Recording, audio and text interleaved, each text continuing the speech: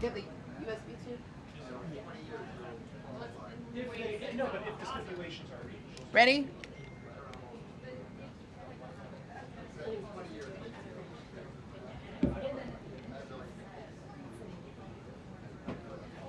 Testing podium, test, test, test, testing, mic check, test, test, test, testing podium mic check, mic check.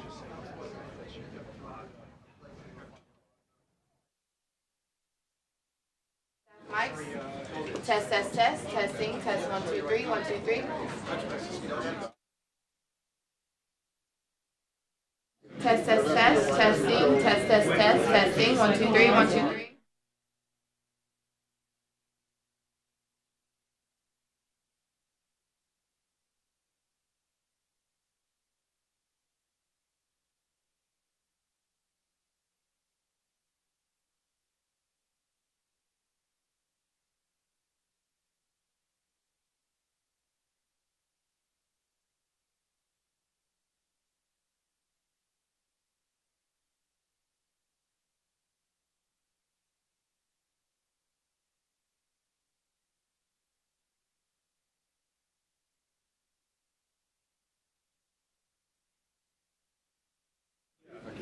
Testing, test, test, test, test, test, test, 1, 2, 3, 1, 2, 3.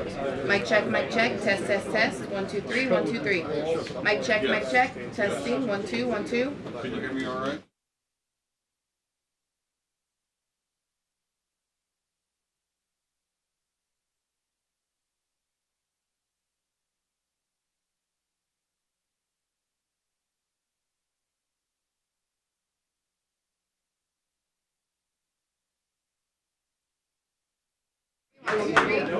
Check, mic check, testing, 1, 2, 1, 2.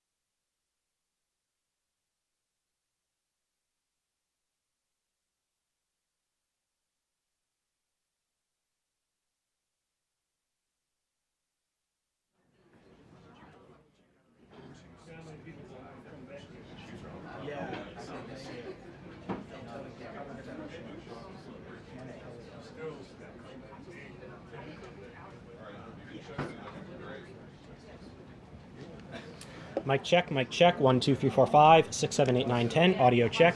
We're good? Cool.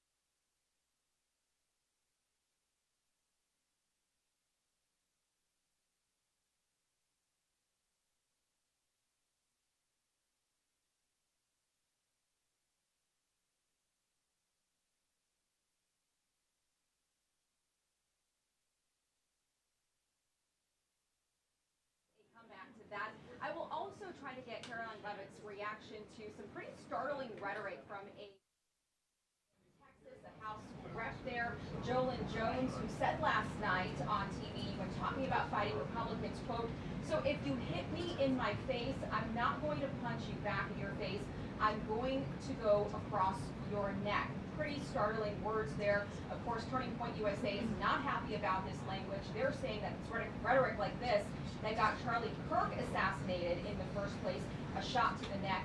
So we'll try to get reaction to that as well. There are a lot of lingering questions that remain about this mini peace deal, this ceasefire, where it stands, with the VP on his way back now from Israel, telling reporters that the ceasefire is actually going better than he expected. And finally, a lot on Russia expected today. The Trump-Putin summit, of course, is on ice for now. We've got these new sanctions from the Treasury Department hitting those oil companies out of Russia. They want to try to change the calculus here when it comes to President Vladimir Putin. The NATO chief yesterday telling Fox that he does believe that sanctions will have an impact. And by the way, this is the last briefing here this week before the president takes off for his Asia trip. So questions about President Xi and those tariffs talks as well. Back to you.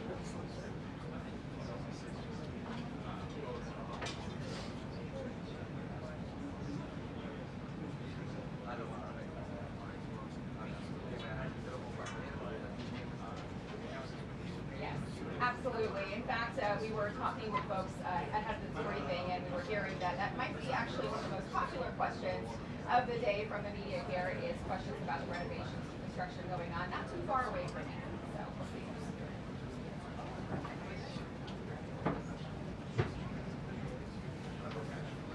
Sorry.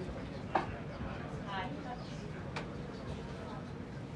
So, look, there's been a lot of pressure from Republicans over on Capitol Hill to get on with sanctions because they don't feel like the president of Russia is moving. So, of course, there is, looks like we might be starting here shortly. So there has been a lot of pressure from that side. They've got this big sanctions bill over there, I believe 80 plus senators, bipartisan bill, basically waiting to be put on the floor by Majority Leader John Thune. That's not happening just yet because every time they think that they're going to be able to do it, the White House comes along and basically, has more negotiations or more talks with Russia. So this is one more step towards trying to get Putin to the table to see if it works, but this is something the president said he finally feels like he wanted to get done.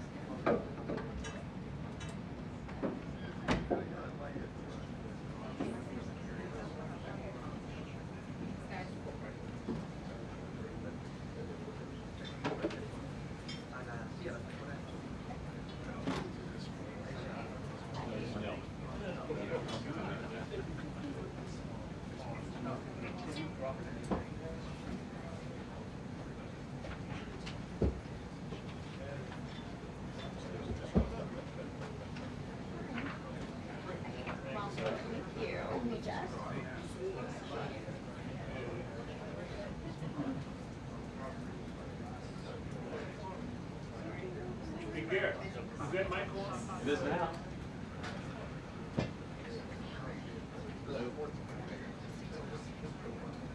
Check, 1, 2, 3, 4, 5. I'll bring the microphone. All right. Thank you. Sure.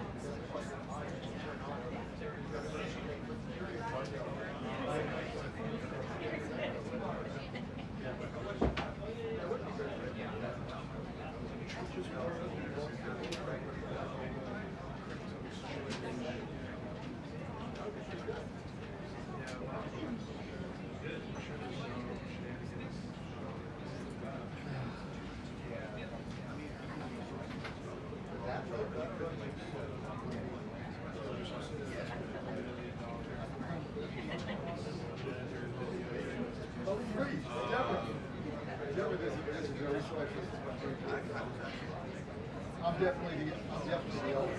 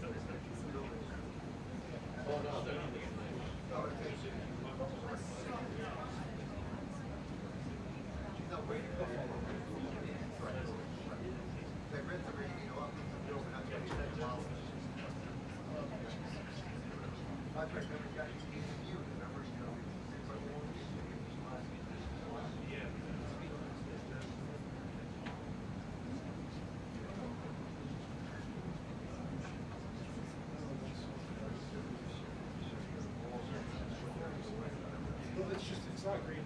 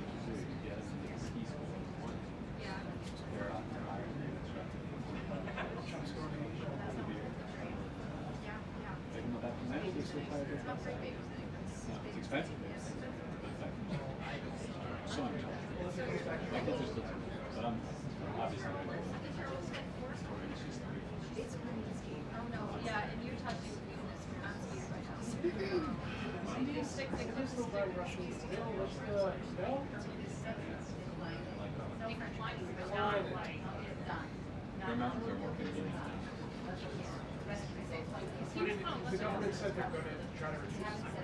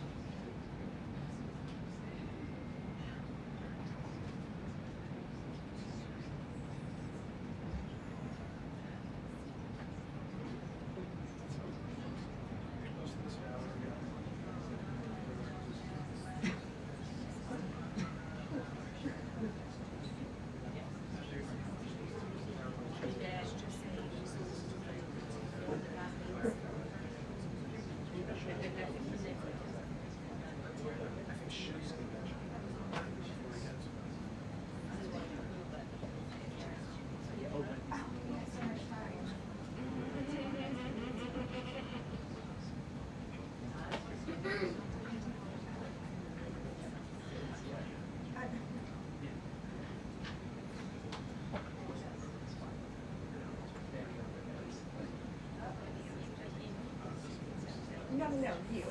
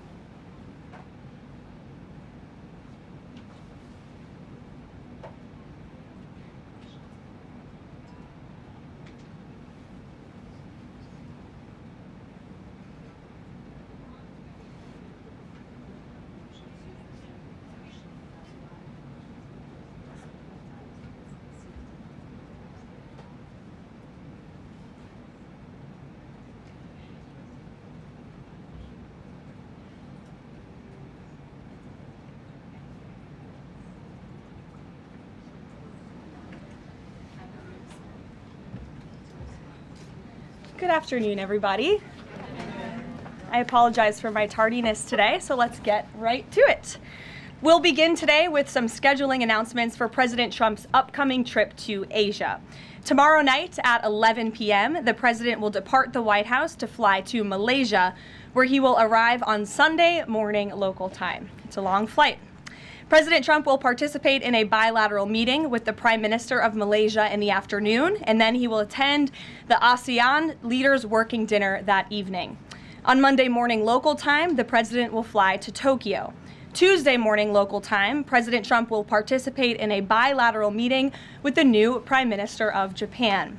On Wednesday morning local time, the president will fly to Busan, where he will participate in a bilateral meeting with the President of the Republic of Korea, deliver keynote remarks at the APEC CEO luncheon, and then participate in a U.S. APEC Leaders Working Dinner.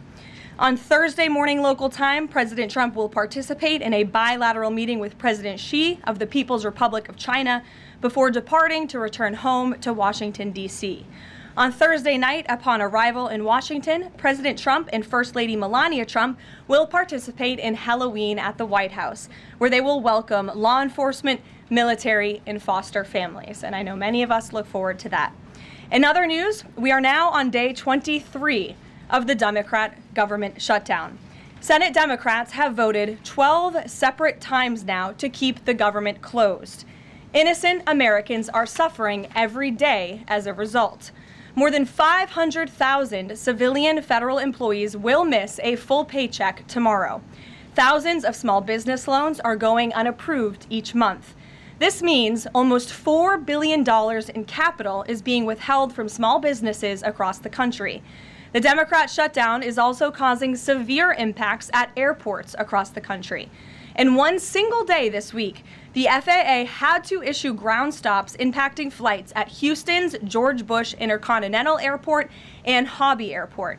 13,000 air traffic controllers who ensure that we all fly safely are continuing to work without pay. This is egregious and truly sad. Some of them are reportedly being forced to turn to driving for Uber and taking on other second jobs to make ends meet as the Democrats continue to shut down the government. Pilots are calling on Democrats to end this dangerous political game. The president of the Southwest Airlines Pilot Association called for the clean continuing resolution to be passed, saying, quote, "Our air traffic controllers and the broader air traffic system are already operating under immense pressure. A government shutdown only compounds that stress and threatens the efficiency of our skies." The Airline Pilots Association International, which represents more than 80,000 pilots, is sounding the alarm as well. They said this shutdown is undermining our system's safety. Resources are stretched thin, negotiations are delayed, and strain grows daily. With the Thanksgiving holiday approaching, we are nearing the busiest travel period of the entire year, when millions of Americans will go to airports to spend time with their loved ones. Let us be very clear from the White House today. If the Democrats continue to keep the government closed, we fear there will be significant flight delays, disruptions, and cancellations in major airports across the country this holiday season. If Democrats continue to shut down the government, they will also be shutting down American air travel. The White House is in constant communication with the air traffic controllers, with the airline associations, and with them, we urge Democrats to please pass the continuing resolution so we can just end this madness and this chaos and reopen the government. These are very avoidable consequences. The unnecessary pain, unfortunately, does not end there. Funding for the Supplemental Nutrition Assistance Program known as SNAP, which provides food benefits to low-income families, is beginning to lapse this week in some states. If Democrats continue to hold Americans hostage, there will not be enough funds to provide SNAP benefits for more than 40 million Americans on November 1st. That is next week. Democrats are solely responsible for all of this unnecessary pain. Why are they doing it? To give taxpayer-funded health care benefits to illegal aliens, some of whom are violent criminals. During the 4 years of Joe Biden's administration, the Democrats forced Border Patrol to admit illegal aliens into our country with no legal status and minimal screening. A significant number of these individuals are the worst of the worst criminals: rapists, pedophiles, murderers, and even members of the terrorist watch list. Despite having no legal status, paroled aliens were able to file for work authorization, receive Social Security numbers, and access other benefits like Medicaid that are meant for Americans. Since I've found many in this room to repeatedly deny the reality that Democrats gave Medicaid benefits to illegals, and they continue to seek to do just that, I've brought a few verified examples for you today. These are examples of some of the illegals who received Medicaid benefits under President Biden's leadership, and this is what Democrats are wanting to do. This is why they are continuing to keep the government closed. An illegal alien from Laos was arrested for murder, robbery, and felony possession of a firearm. An illegal alien from Guatemala who was arrested for rape and burglary. An illegal alien from El Salvador who was arrested for strangulation, DUI, and burglary. An illegal alien from Mexico who was arrested for attempted murder. The Democrats' open border policies allowed these threats into our country, and then they provided them with free health care. The president and Republicans, through the One Big Beautiful Bill, implemented a common sense reform to end this fraudulent scheme. But that's why the Democrats are continuing to shut down the federal government. They are trying to reverse this and restore taxpayer-funded health care for illegal aliens like these. Throughout this shutdown, Democrats have said this quiet part out loud. Senator Chuck Schumer, the leader of the caucus that is refusing to open the government, said, quote, "Every day gets better as the shutdown continues." Ask the air traffic controllers if every day is getting better, Senator Schumer, and they will tell you absolutely not. House Democrat Catherine Clark said, "There are going to be families that are going to suffer. We take that responsibility seriously, but this is one of the few leverage points that we have."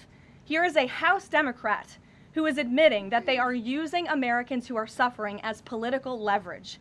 And Senator Bernie Sanders said, "If you reopen the government, we lose our leverage." This is pure partisan games. A senior Democrat aide said the party will not end the shutdown, quote, "short of planes falling out of the sky." That is truly a disturbing statement. The Democrats clearly don't care about this suffering. They care about playing political games against President Trump, and this dangerous charade needs to end. The president and Republicans' position has been clear and unchanged. Pass a clean, nonpartisan funding bill to reopen the government. And then we can talk about all of the partisan issues that the Democrats wish to. If you're watching at home, we urge you to call your Democrat senators and tell them to put our country over their party and reopen the government today.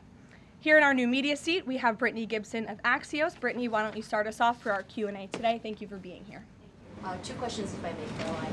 First is, we understand that the president and Republicans will not negotiate on ACA extensions until the government reopens.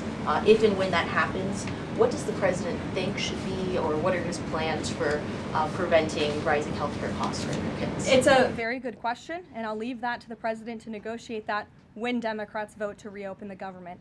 When it comes to lowering healthcare costs, the president is deeply committed to this. It's why he has spent so much time and effort negotiating with Big Pharma to lower the healthcare costs of prescription drugs. All of you have been in the Oval Office for multiple different announcements. We've had these most favored nations deals with these large pharmaceutical companies committing to lowering drug costs in this country. So it's something the president wants to do.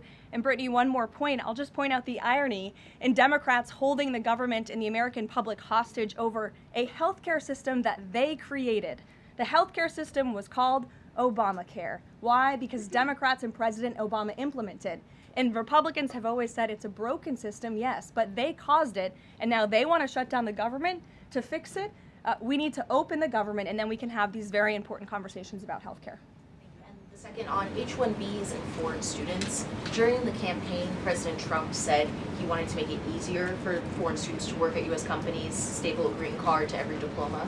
But the changes from several agencies now on H-1Bs are adding more obstacles to that. The administration is being sued over those changes. Can you explain the changes in the president's thinking on H-1Bs? The administration will fight these lawsuits in court.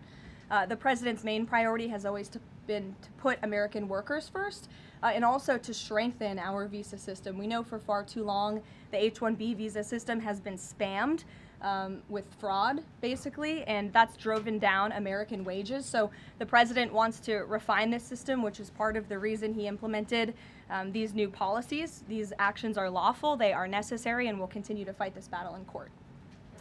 Garrett. Two questions on different topics, if you'll Sure. indulge me. On the pardon of Changpeng Zhao, and apologies if I'm mispronouncing that name, Binance has significant business interests with World Liberty Financial, the president's family's crypto company. How do you respond to the allegations from Democrats that this is a corrupt act?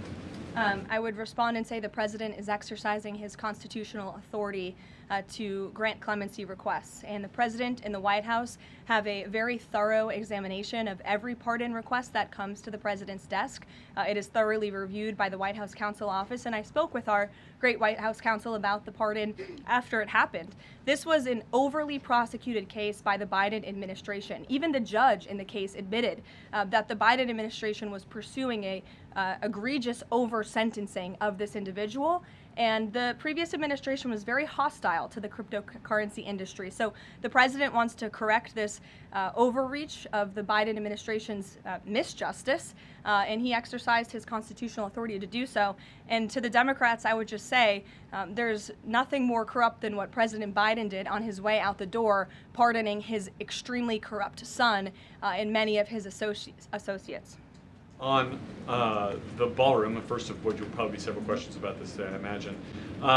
Is it a big story? It seems that way. The president's cost estimate has changed several times. I think it's up to $300 million now. Given the nature of all this, will the White House commit to releasing all of the donors and how much they're spending and how much of his own money the president is putting on the line to this? We have released the full list of donors thus far. Perhaps there will be more people who want to generously contribute to this project. And the president, yes, has committed his own resources. And when he releases that information, which I'm very confident he will, you will all see that. We'll see a dollar figure from the president? Yes, you will. And I would also just add the president has been incredibly transparent. I would reject any notion otherwise when it comes to this ballroom project. It's something he personally has obviously taken an interest into and has talked with all of you in this room many times about. You have seen the model in the Oval Office. Last night he showed that for you. But when this plan was presented and when these renderings, as soon as they were complete, the president directed me to come out here and to share them with all of you. I did an entire opening remarks about what this ballroom project was going to look like. With any construction project, there are changes over time as you assess what the project is going to look like, and we'll continue to keep you apprised of all of those changes, but just trust the process. This is going to be a magnificent addition to the White House for many years to come, and it's not costing the taxpayers anything. The president is privately funding this ballroom addition to the White House grounds. Jennifer. To follow up on that, one thing that's not in the president's model is the East Wing bunker, the president's emergency operations center. Can you say if his update, that $300 million, does that include the cost for upgrading that bunker?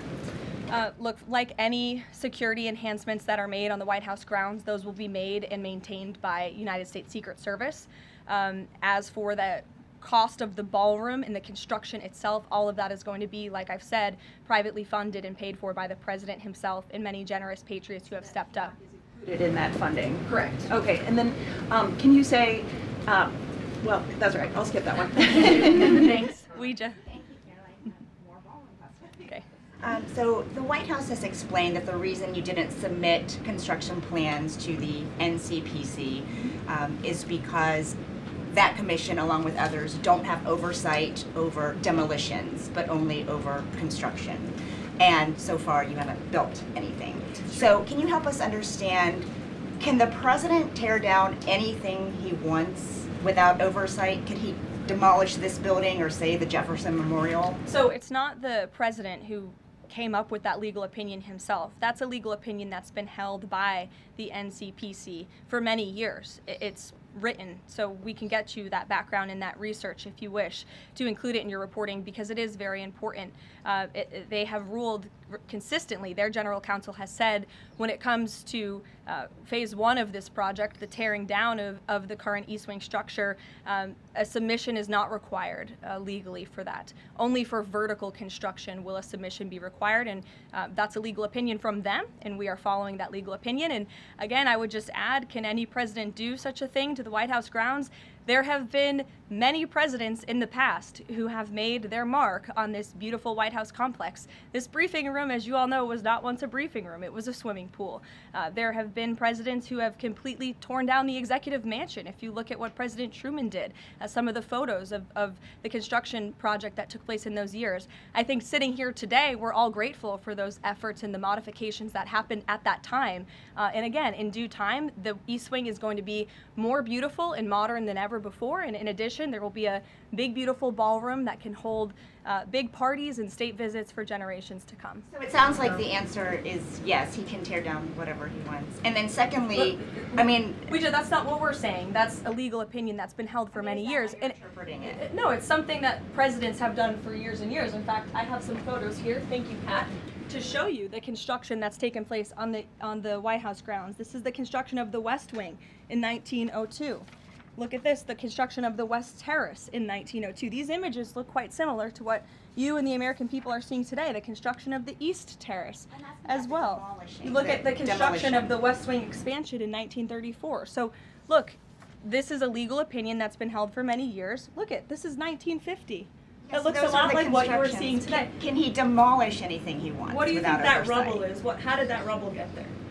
Right, so I'm asking, and then back to the donors. Go ahead, Reagan. Many of them are. Two questions. Reagan, go ahead. One on immigration and another on Venezuela. It's being reported that the semi-truck driver suspected of killing 3 people in a DUI crash is an illegal immigrant who came in under the Biden administration.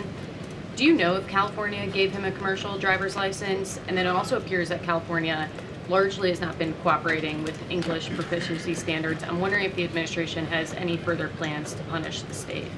Yes, I can confirm that California gave this individual a license, and it is something that the Department of Transportation has already looked into. I know Secretary Duffy, who's doing a phenomenal job, has spoken on this many times in the crackdown that the Department of Transportation is taking on these licenses that are wrongfully being issued to people who clearly do not deserve to uphold these positions. As for this case in California, on October 22nd, ICE lodged an immigration detainer for this individual following his arrest by local authorities in California on charges, as you know, of manslaughter while intoxicated and driving under the influence. He killed 3 people, and he first entered the United States in 2022 through the southern border, and he was released into our country by the previous administration. So now ICE has lodged a separate detainer for this individual, and these tragedies are following a disturbing pattern of these criminal illegal aliens being issued commercial vehicle licenses. And so yes, the Department of Transportation is absolutely cracking down on that. I defer you to them for any specifics. Venezuela, President Trump has said Maduro doesn't want to mess with the United States, and this administration is continuing to position more military assets towards Venezuela. I'm wondering if the end goal of this narco-terrorist war is to implement a regime change in Venezuela. The president has spoken on that, Reagan, and I certainly won't get ahead of him. What we've made very clear is that this administration is not going to tolerate international narco-terrorist organizations from trafficking drugs into the United States. And these cartels over time have grown more armed, well-organized, and violent. They have financial means, sophistication, and capabilities needed to operate in the way this administration has. And they have illegally caused the deaths of tens of thousands of American citizens each year. So that's where we are right now with respect to Venezuela, but also any country that is sending purposefully illegal narco-terrorists to the United States of America to bring illegal drugs. Why don't we go in the back? The U.S. and Colombian relationship right now is at one of its lowest points in decades. We heard what President Gustavo Petro had to say about President Trump. We heard yesterday the response from President Trump. Is there any kind of compromises or gestures from the Colombian president that President Trump would like to see in order to de-escalate the tensions? Is it possible a de-escalation? I don't think we're seeing de-escalation from the unhinged leader of Colombia right now, and I don't think the president, frankly, is interested in that at this point. He spoke on this yesterday, and I don't have anything to add to his comments. Go ahead. Yes. Thank you, Caroline. Thank you. In addition to the ballroom and the Rose Garden I'm going patio, into the back, sorry. Go ahead. In addition to the ballroom and the Rose Garden patio, is the president looking at any other renovations or significant kind of projects here at the White House? Not to my knowledge, no, but he's a builder at heart, clearly. And so his heart and his mind is always churning about how to improve things here on the White House grounds. But at this moment in time, of course, the ballroom is really the president's main priority. Kristen. Last week, President Trump announced that he had a productive call with Vladimir Putin. They scheduled a meeting in Hungary. Since then, he has canceled the meeting and he has imposed sanctions on Russian oil companies. Can you talk about what changed that led to this dramatic shift, or even just what occurred in the last week that got us from point A to point B? Sure. Look, the president has always maintained that he would implement sanctions on Russia when he felt it was appropriate and necessary. And yesterday was that day. I think the president has also long expressed his frustration with Vladimir Putin and, frankly, both sides of this war.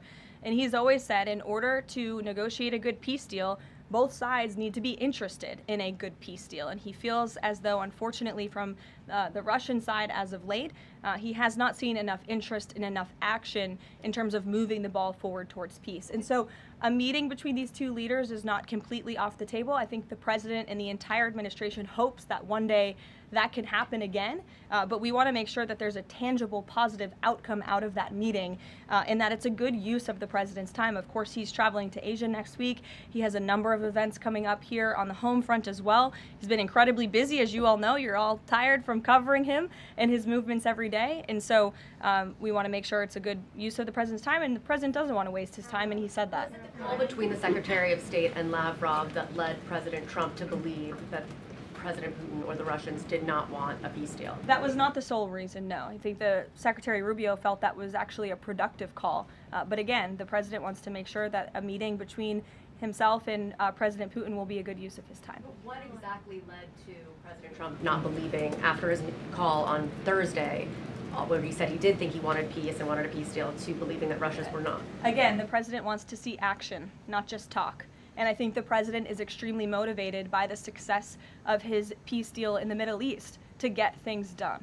And he wants this war to come to an end. He's been saying it now for 9 months being in office, and he's grown increasingly frustrated with the lack of progress from both sides of this war. Mary. For example.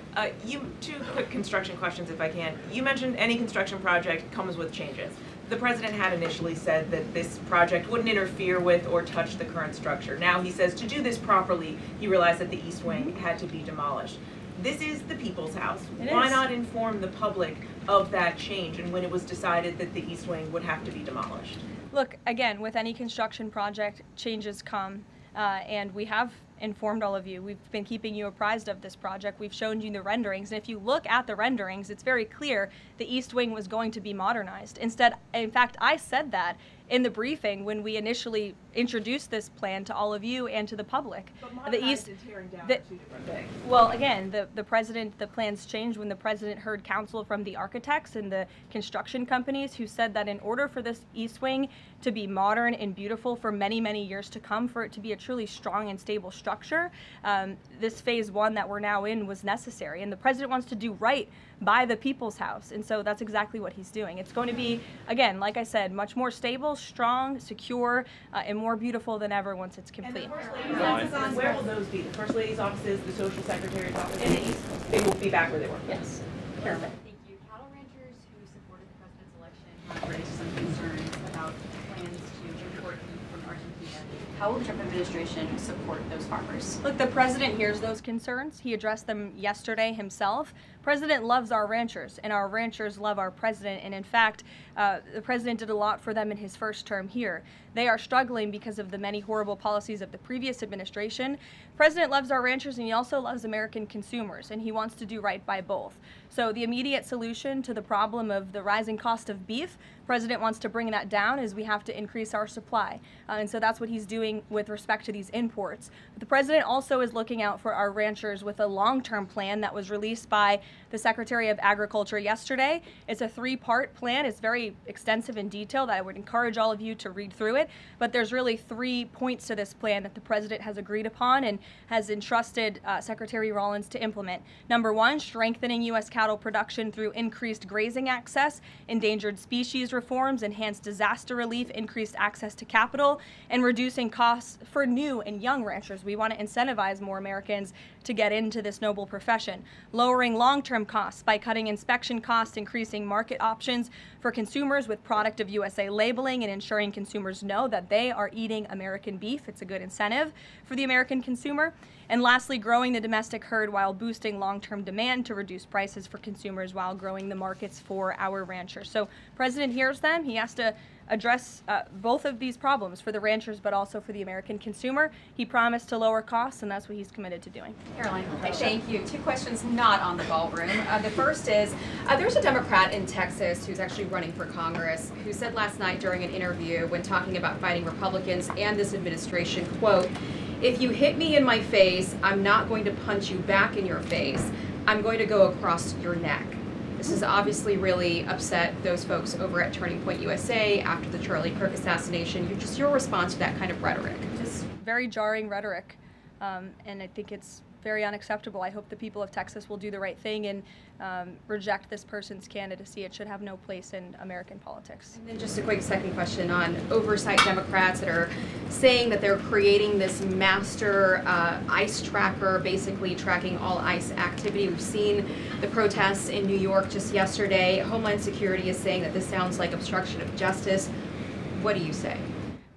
Again, this is actively putting the lives of our ICE agents at risk. We've seen media outlets, in fact, in this room, also write stories about ICE tracker apps that Democrats and other left-wing activists have created to track the location of ICE agents on the ground in our communities.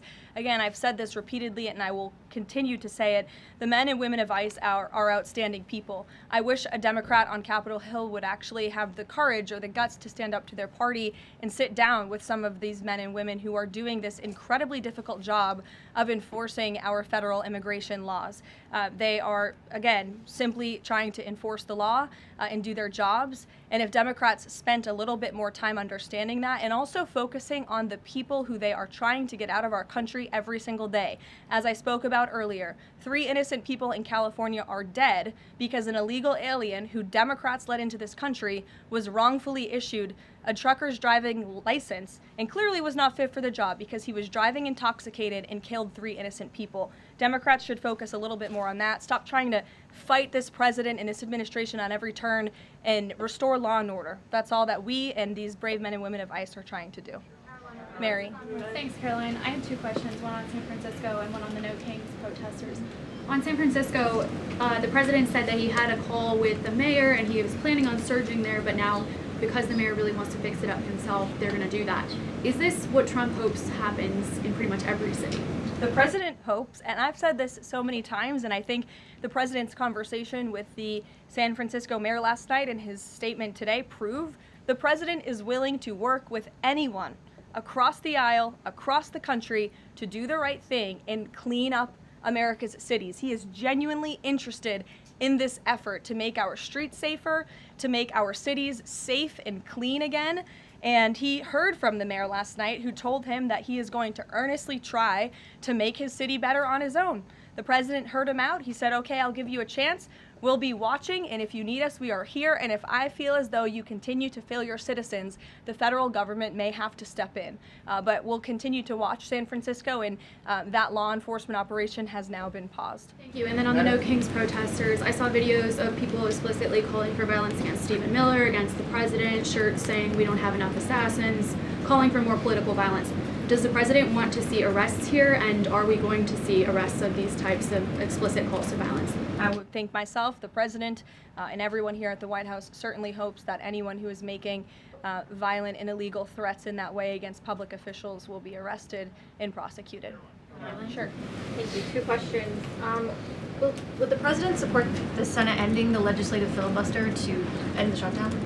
This is something I haven't heard the president talk about much, so I don't want to speak on him for it. I'll let him answer that question himself. And do you have an update on the NASA administrator nominee? Do you plan to nominate anyone soon? Or does the president nominate anyone soon? Sorry. I'll leave that to the president himself. He'll make a decision in due time, and when he does, you will hear directly from him, as you always do. Back, we'll give our friends in the back a chance. Yes. As you mentioned at the top of the briefing, USDA has warned that it will run out of funds to pay full SNAP benefits next month if the shutdown continues.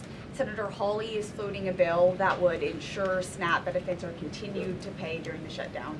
Would the president support such a move? And you also announced that the administration was using tariff revenue to keep WIC going during the shutdown. How long will that last? And is anything similar being considered for SNAP?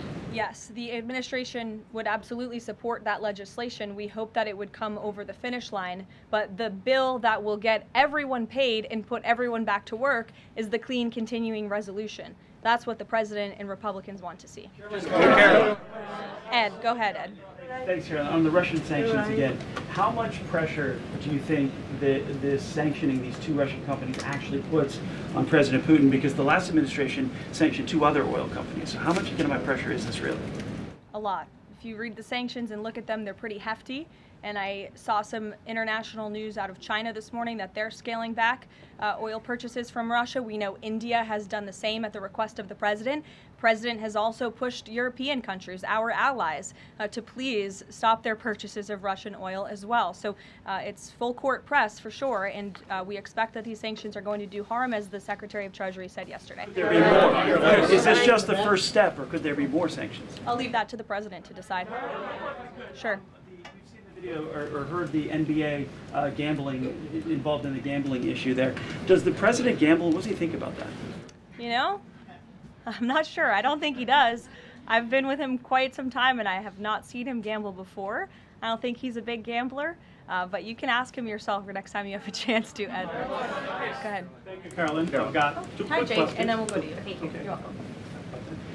Two quick questions. Back to the ballroom. It is a very spectacular ballroom, according Thank to the you. renderings. And if it's half as nice as the one at Mar-a-Lago, then future presidents are really going to appreciate it. They will. Thank you, Jake. First of all, is there like an official name? Like, are we calling it the Trump Ballroom, or does the president have a vision for what the name for the ballroom is going to be? There will be an official name. I will let the president announce that once he firmly decides on it. Question is, looking at these renderings, and it kind of got me thinking, he's likely going to go down as the greatest builder of this era, and you've been in on a lot of those meetings with him. Has, to your knowledge, has the subject of rebuilding the Holy Temple in Jerusalem come up? It has not. No. It has not. I don't. I'm sorry, Jake. Go ahead. Caroline, on the CC pardon, could this clear the way for Binance to resume U.S. operations? I won't get ahead of that. That's something for Treasury or the Departments of Commerce to comment on, so you're welcome to ask them. And then one follow-up question. Any more details on the president's Walter Reed visit? The readout from his doctor mentioned advanced imaging. What procedure was he referring to? Advanced imaging is something that presidents receive and people receive when they go to the doctor, and so we provide a detailed readout of that physical, and I would encourage you back to that. Presidents and I don't know the exact imaging that took place, but as the physician's note said, the president is in incredibly good shape, and I think that's evidenced here every single day. Danny. Thanks, Caroline. Back to the ballroom, I'm afraid. I just wanted to ask, because in July the White House said that it would cost $200 million. Yesterday the president said $300 million.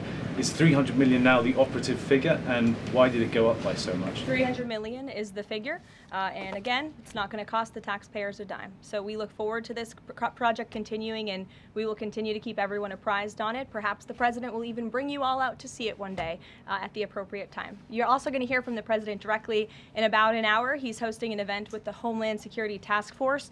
This was a newly created federal task force that the president and his law enforcement team have put together. I would encourage you all to tune in to the remarks. They have really done a tremendous job at refocusing how federal law enforcement and local law enforcement work together. There will be some local sheriffs and law enforcement officials in attendance as well, and they'll be talking about the success and the many arrests they have made of drug traffickers and cartel members all across the country by just simply working together. So we will see you at the event. Thank you.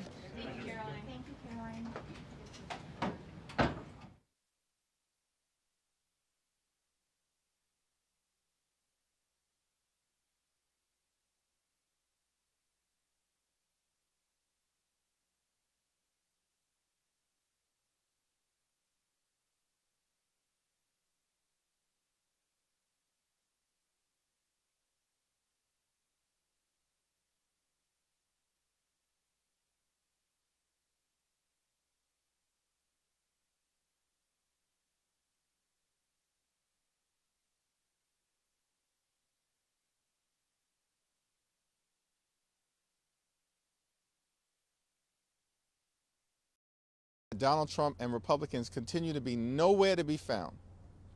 They're not taking these issues seriously. They continue to keep the government shut down and hurt everyday Americans. Why? It's apparent to the American people that when it comes to the Republican approach, cruelty is the point. Questions? I have a redistricting question. I know there's some Democrats in Illinois who have expressed concern about redistricting and how it would dilute black representation in the state. Do you still want Illinois to push forward with the redistricting? There are ongoing conversations in Illinois, but there is no congressional map that would move forward that would dilute the representation of black and Latino communities in Illinois or in any other state that is currently held by Democrats. Thanks. Thank you, Leader Jeffries. Jelana Jones running for Sylvester Turner's seat in Texas. She said on CNN, if you hit me in my face, I'm not going to punch you back in your face. I'm going to go across your neck.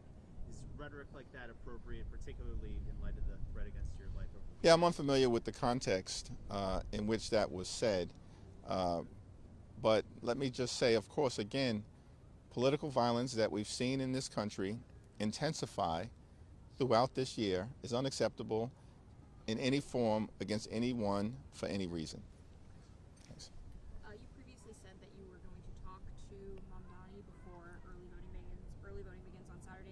Is that scheduled? And did you watch the mayoral debate? What are your thoughts? I have not had an opportunity to see the mayoral debate. I did see the end of the Knicks game, but I expect to have a conversation with the Democratic nominee at some point between this moment that we're in right now and early voting, which begins, I think, in the early part of Saturday. Thanks. Thank you, Leader. Senator Johnson is talking apparently to Van Hollen's office and Senator Peters' office about a bipartisan bill to pay furloughed workers. If Speaker Johnson brings the House back in session to vote on that bill, which is being voted, is that something House Democrats could support? It seems to me that Speaker Johnson has no intention of bringing Republicans back to Washington to do their jobs, because they're the ones that shut down the government. They can't justify why they shut the government down. We as Democrats have made clear we want to sit down with anyone, anytime, any place in order to reopen the government, stand by our hardworking federal civil servants, find a bipartisan path forward toward a spending agreement that actually meets the needs of the American people and actually improves the quality of life of the American people, and at the same time decisively address the Republican health care crisis. We've also made clear as House Democrats that we will consider in good faith anything bipartisan that emerges from the Senate. Thanks. Thank you, Mr. Leader. Just want to follow up on the death threat and the Speaker. Just to put a pin in it, have you heard from the Speaker or any member of Republican leadership in the days since the death threat? Not a single Republican has reached out, either from the House, the Senate, or the White House in connection with the death threat and the arrest. But that does not surprise me in terms of the environment that we're in, because these individuals, these extremists, are the ones, they can't justify the fact that Donald Trump pardoned hundreds of violent felons on his first day in office, people who brutally beat police officers, including seriously injuring on these Capitol steps, 140. And then on Donald Trump's first day in office, he pardons these violent felons and then unleashes them on American communities all across the country. And many of them have reoffended.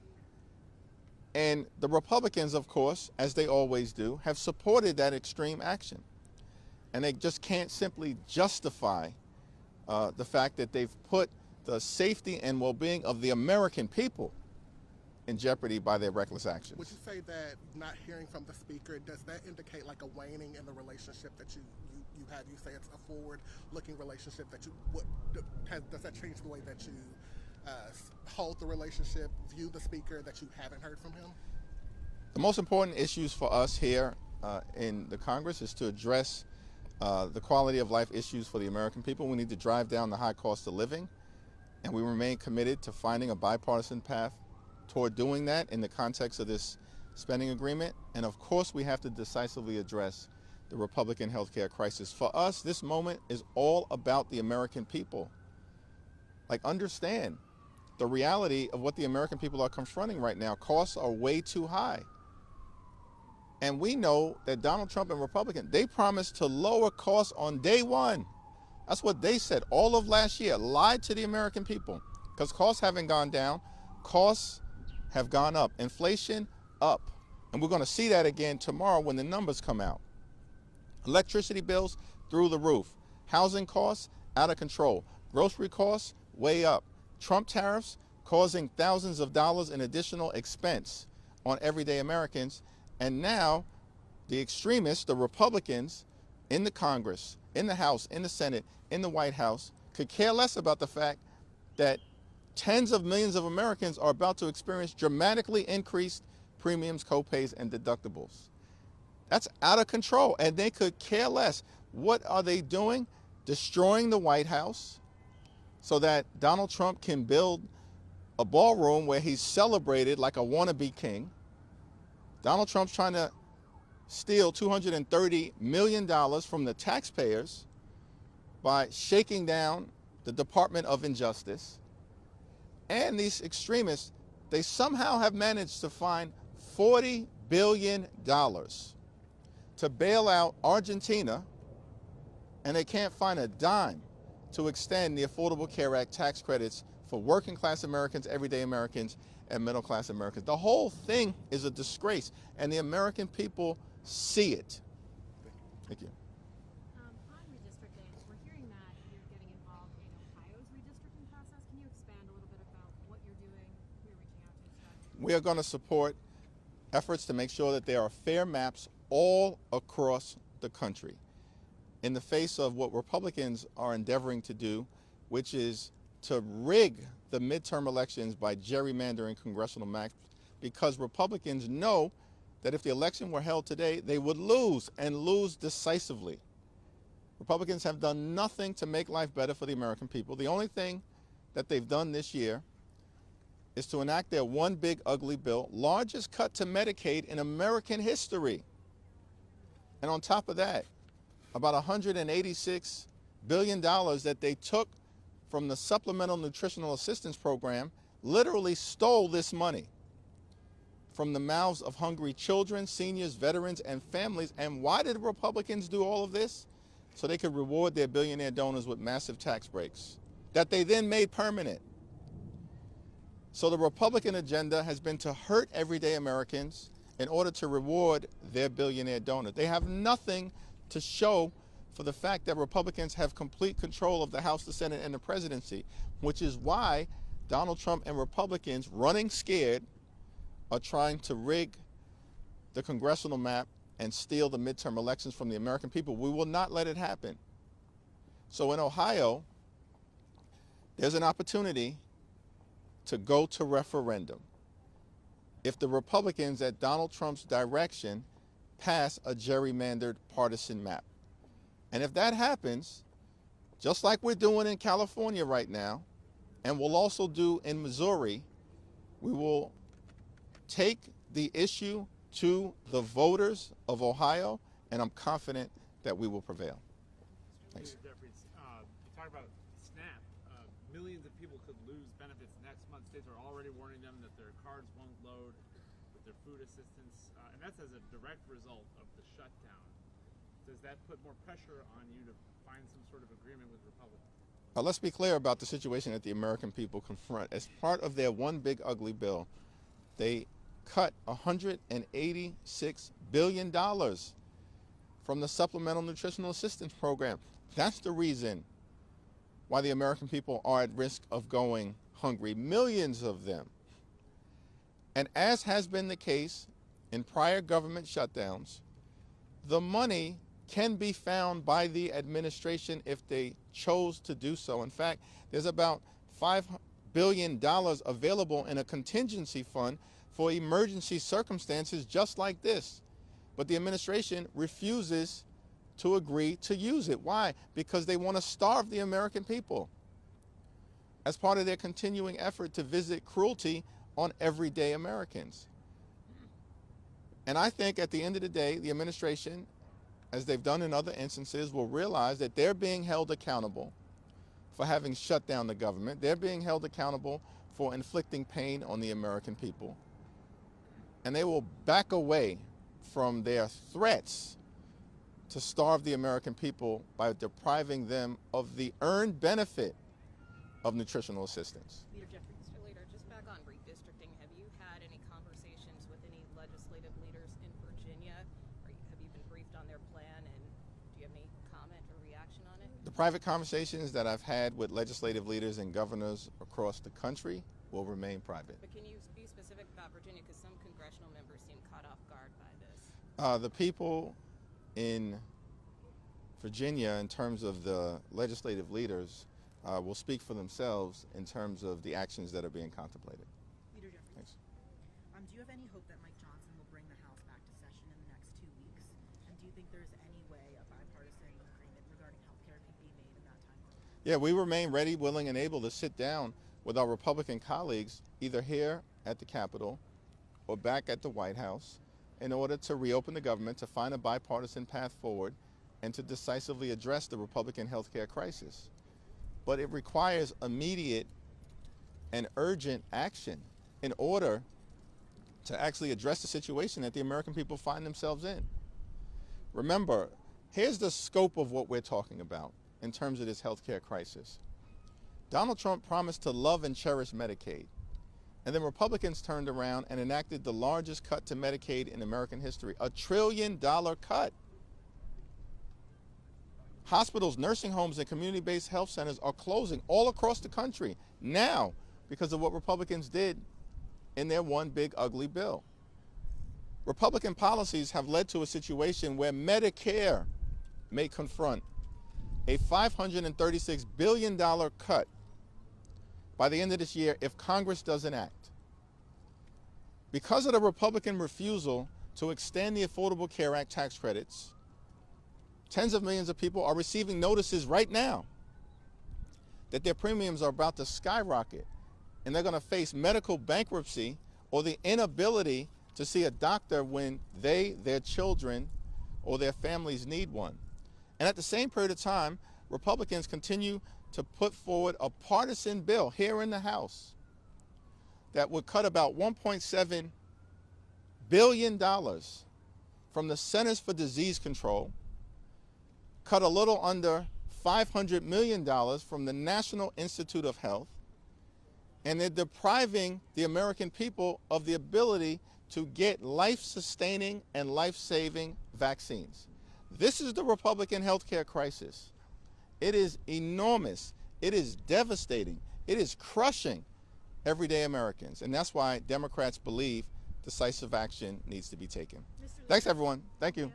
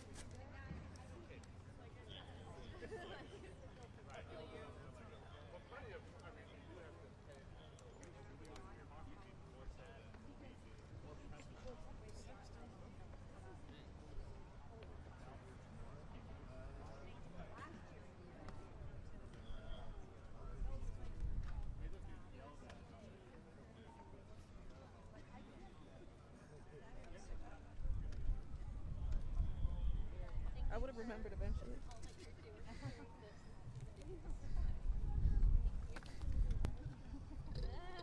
I'd like to do something else. Hopefully soon enough. Thanks, Kim.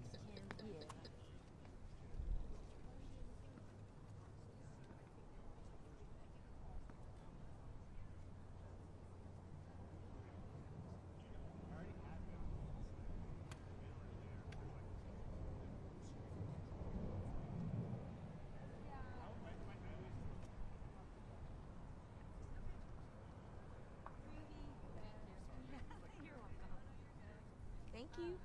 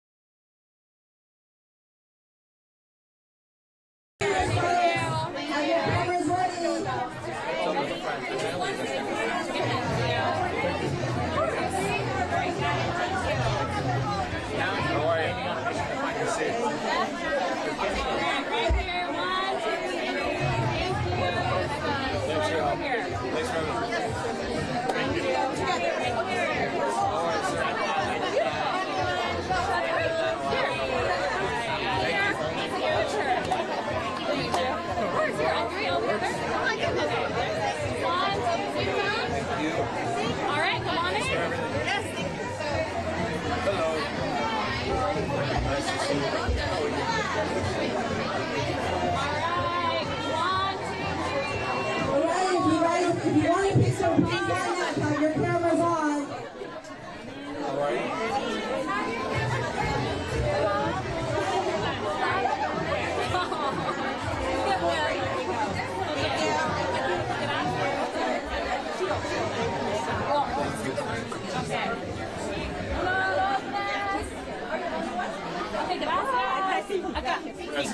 Okay, I'll take two. Okay. This way, this way. Okay. Head on in. Head on in. Thank you. Got it. Right here. Thank you. Right here. 1, 2, 3. Thank you. Great. Go. This way. Thank you. All right. 1, 2, 3. Okay, right over here. Thank you. This way. Thank you. Here. 1, 2, 3. All right. Got it. Thank you. Thank you. All right. 1, 2, 3. Thank you. Thank you.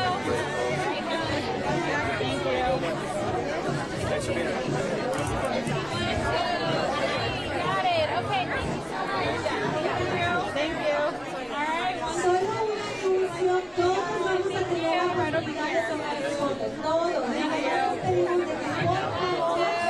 Got it. Okay. Right this way. Thank you. What's up? Okay. Yeah. All right. 1, 2, 3. 1, 2, 3. Thank you.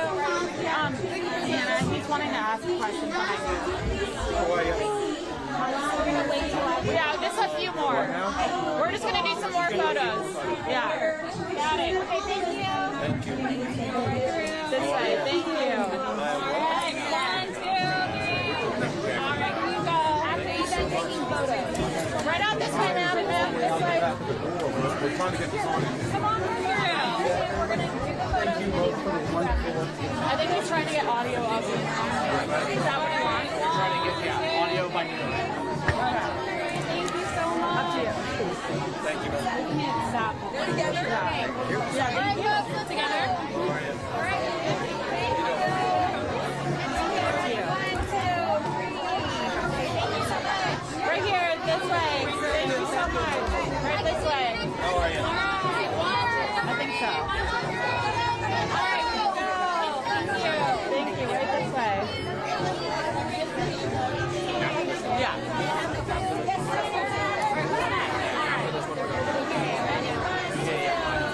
Got it. Thank you. Right this way. Right in the middle. Thank you. Thank you. 1, 2, 3. 1, 2, 3. Thank you. Right over here. Right this way. Brandon, go now. Go right to right.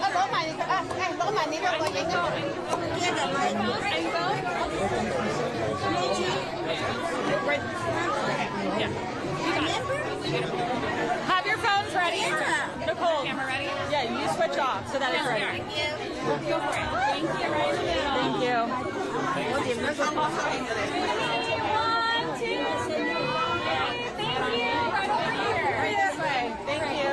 Right this way. No, okay. Okay.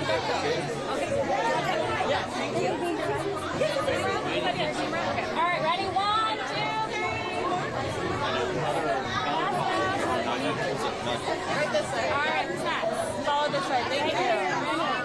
All right, 1, 2. All right, got it. Right here. Thank you. Yeah, thank you. All right, 1, 2, 3. Can you text me? Right over here. Yeah.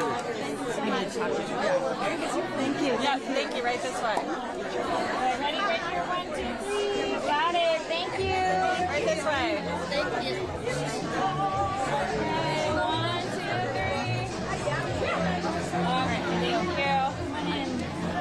Thank you. Right this way. Right here. Done. Thank you. 1, 2. Okay, so now we are asking everyone, right this way. members who would like to take a picture, go ahead and line up. Go ahead and line up. Right this way. Please do it Thank you. orderly. Please please, so we all have an opportunity to take a picture. Ahora le pedimos a todos los miembros que gusten tomar una foto. Por favor, pónganse niños, pero en orden. Por favor, tengan orden para la foto. Thank you. Gracias.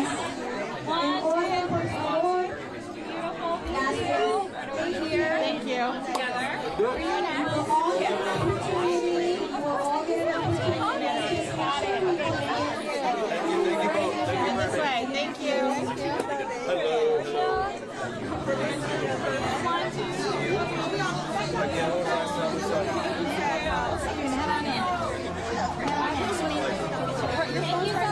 We've already got it. We got it. We just have a long line, sorry. I got it. Thank you. Oh, shit. Just line up again. What's going on? Thank you for keeping it. Okay. Appreciate it. Oh, I'm sorry. Right here, ma'am. Yeah, right this way.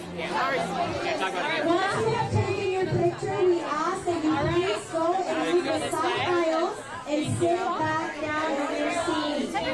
Taking your picture, please have a seat so that the rest of the residents can have a picture as well. Ya cuando se tomen sus fotos, por favor, ingresen a sus asientos.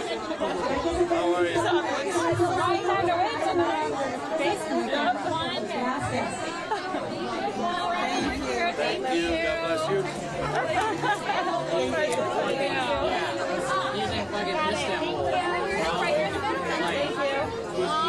She already got it. All right, here you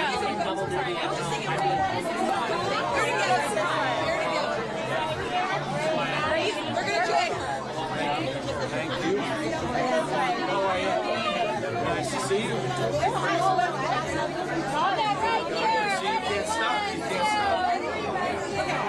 Vanessa, phone's ready. When I saw that, I was like, Vanessa. my phone is Vanessa.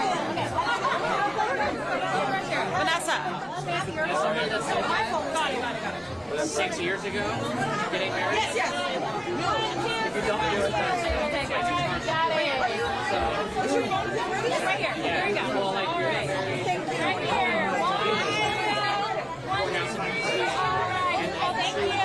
Right here. Right over here. nice to see you.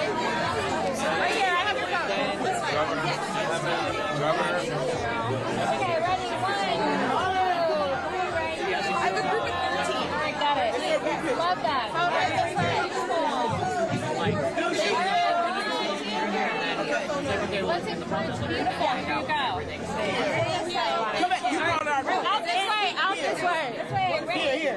We have it all a group picture of our region. You take like, come on, you guys, come on. Let's go fast. Come on. Let's go.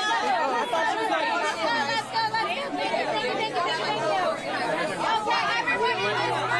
Right now, everybody in this room, right here.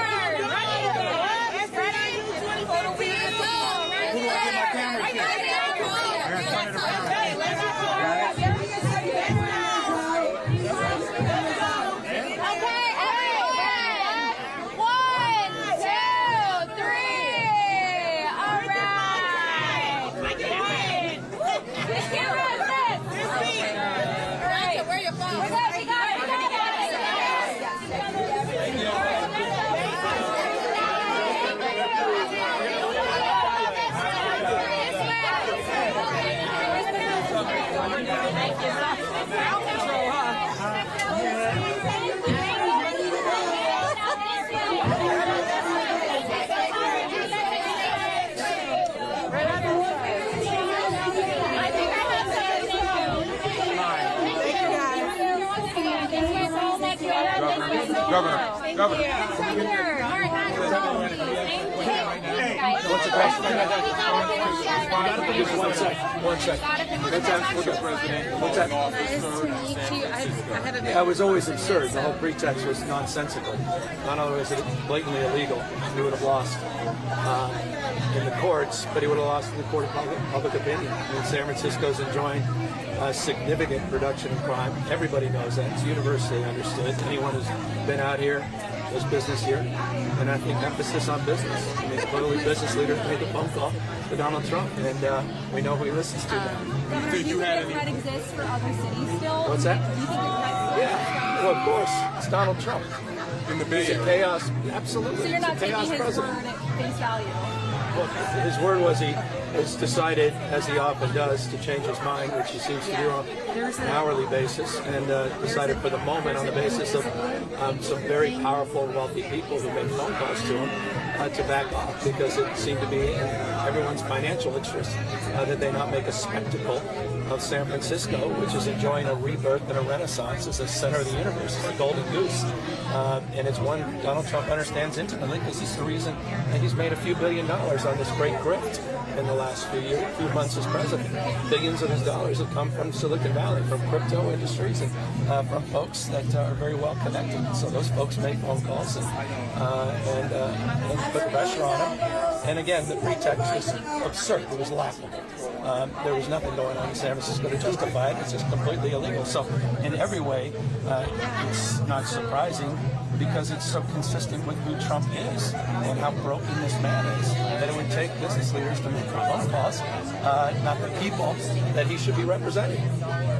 And those that are under deep anxiety and fear that didn't show up to work today because of folks that are assembled in green space. So I'm not thinking for a second that's the end of this in California. Quite the contrary. This guy's just winding up. Watch Election Day. Watch ICE, not just National Guard. Watch what's going on in your own eyes all across this country.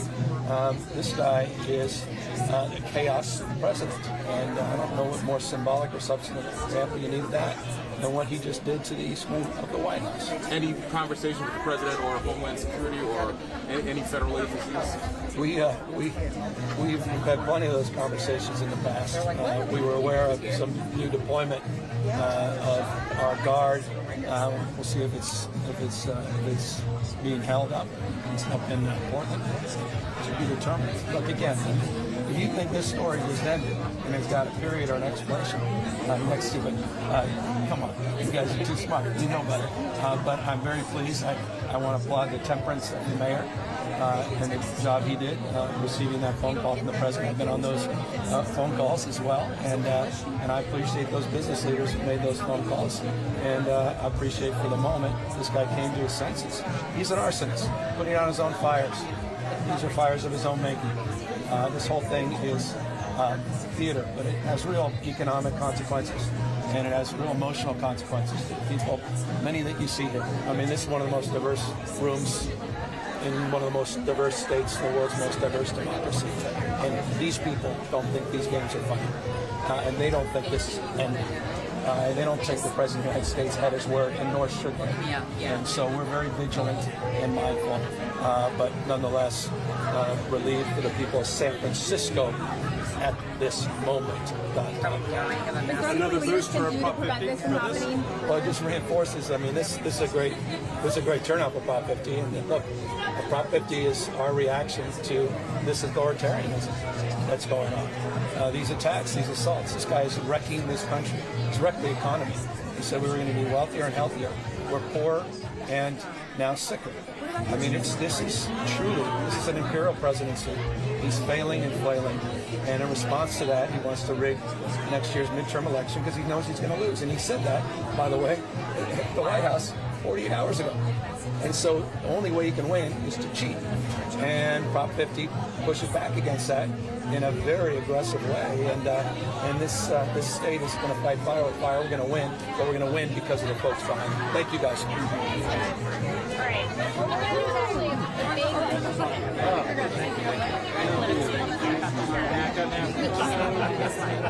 We have to do group photos.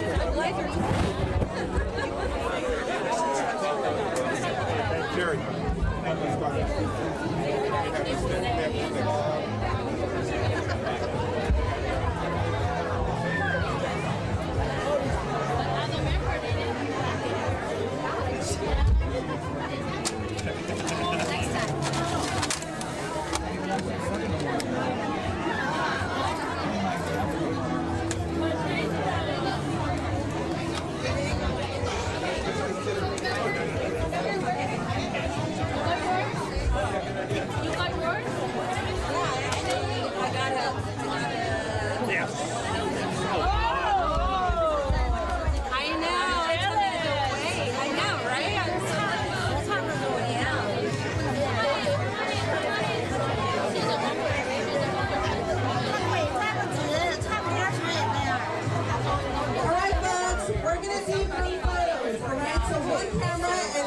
that person is going to give it to all of you. So we're going to do groups of... All right, let's keep going. Keep going.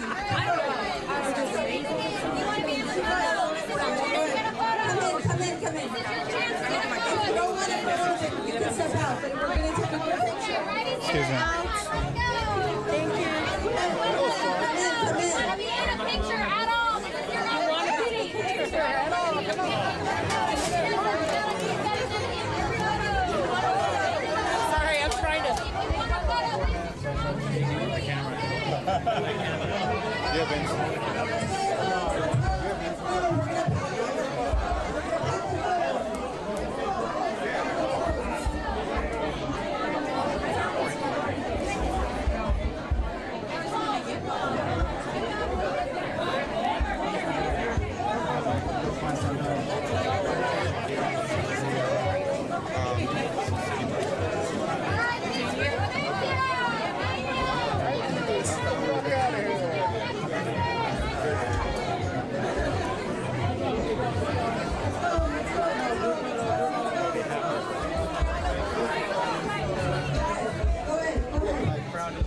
Everyone exit this way.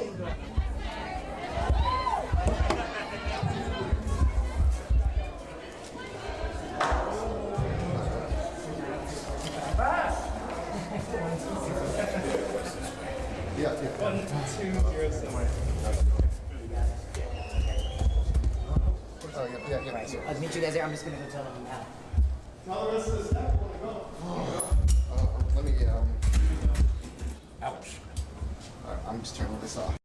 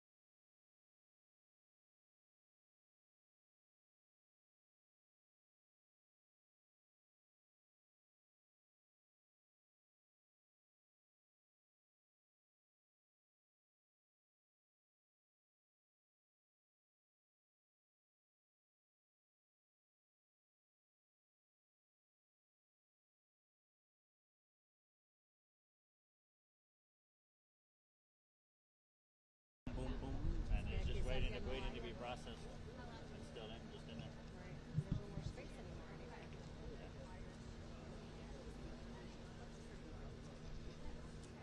It's bad.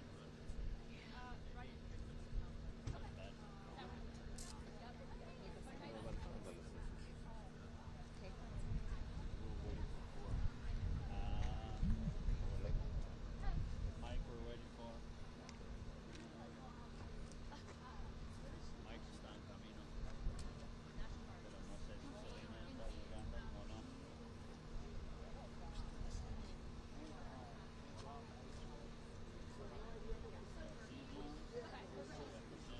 Oh, in general, like the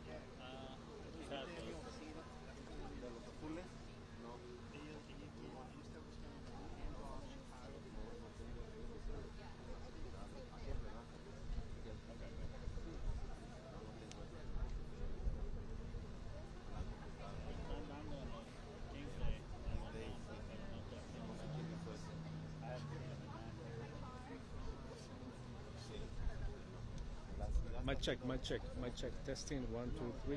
Check, check, check. Check, check. 1, 2, 3. Mic check. 1, 2, 3. Probando. 1, 2, 3. Mic check, mic check. Mic check, check, check, check. Mic check. No?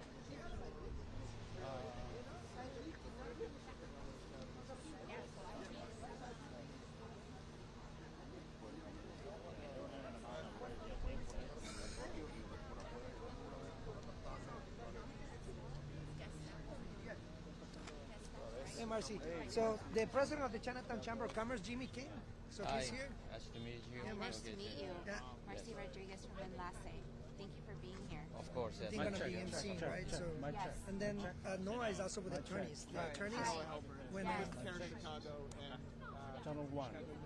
you know, funny. So they were there yesterday. Remember they did a statement, but they're also part of the legal lawsuit. So I'd like to see at the end. We're not officially, not officially, but labeled. But I sat in on the team. All right, cool. I was Okay. there, but I'm not part of that legal team. But I was there to listen. Okay. So I think it'll be good to like some of the things that we are doing in terms of documenting the stuff, because like what they did today, was like, and I was telling Noah, because I've been working directly, I'm a plaintiff on the thing, right? But I'm not an attorney, so I'd rather have him talk. I think one of the things that it was very clear when they did tear gas earlier, right? That's what really created all this chaos. When we confronted Bovino about the tear gas, said, look, you're being contempt if you use that tear gas because the judge told you not to do it. He had it the whole time, he didn't do it. He did not do it because he knows what he's doing is illegal. So it's important, I think, to add how people can document this because the tear gas someone yesterday too. Eddie? Can you say some words about that? Yeah, I can say something. I'd he's probably familiar with like the How there's about a you? Would you temporary like to say restraining some order. words? We left room for people, so we're asking everybody to keep their comments 2 to 3 minutes, and in case other people show up. Just a solidarity. Yeah, I would like to know that the more details about it. Yeah. So one of the things I can share is like, you know, like today what they did is like things escalated because they tried to come to the discount mall, right? And then people pushed back, right? So go ahead. No, go Let me ahead, just go move this way. And Noah Helper. so basically what's happening is that affecting businesses now because people are afraid of contact. Because the tear gas, they arrested the security guard because he didn't let him in. They arrested a 16-year-old kid that was protesting outside. So they're minors, you know what I mean? And this is not immigration. So basically, that's really what is having people like upset because it is like now people are not coming to work and they're not coming to shop. They just and this was the second day. Yesterday was bad. They arrested 8 people. Today they arrested 2. 2 of them U.S. citizens. You know, just because he didn't let him in. So that's where. So I think it would be good as yesterday. What I think was very powerful is that as representative of the Chinatown Chamber, we're in solidarity and we stand here and encourage people to support our small businesses. That can be very good. If it's a short statement, Of course. because you're doing solidarity, just your presence here is alone good. But if it's a quick statement, that would be good. Yeah, okay, fine. Yeah, okay. Do it. Thank you. I appreciate it. Because we want to show like a united all immigrant communities. You know?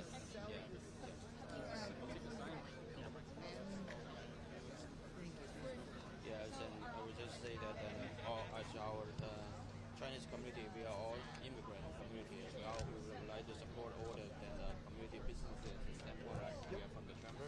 Why now that what they're doing right now is already giving a big impact to our community business. We just want to do that like a fairness and do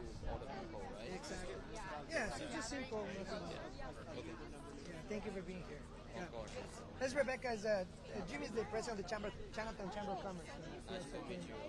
Can you support? And then Noah is from the Chicago United, so he's going to be talking as an attorney. Okay. Noah is going to talk as an attorney. Let's talk about what we're doing with the TRO. Okay. You got a sign yet? I do not have a sign. TRP, ICER, all of the above. He's from a different organization. What organization? So Care Chicago, Care Chicago, or Chicago United Family.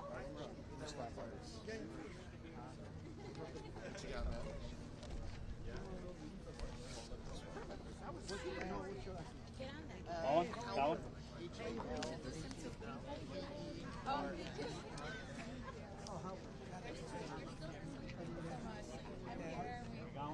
No, he has an extra eye.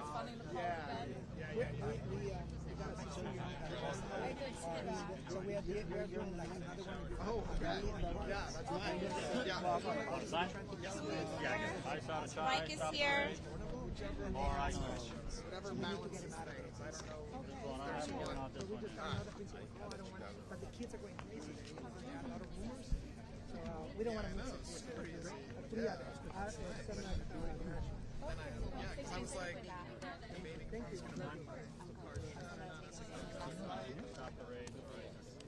But after this, we're gonna go. I don't want to. That's okay. That's okay. Listen. Appreciate it. We got 400 hugs today. I love them and I'll take them all. That's nice. Yeah. I think that. Could we have? Can you tell them if we can have a? I'm sorry, everybody. Can we have our speakers maybe on the kind of on the first row of the sideline so it's easy for them to come up to the podium? Thank you. Thank you, everybody, for being here. Everybody got a sign of one?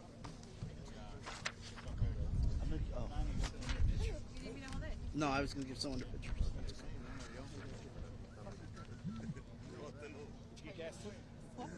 I didn't, but I ran into fucking Starbucks here. Thank you. Appreciate it. I ran into hot deep.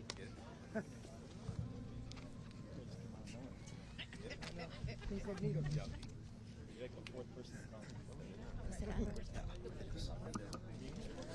Testing. Testing.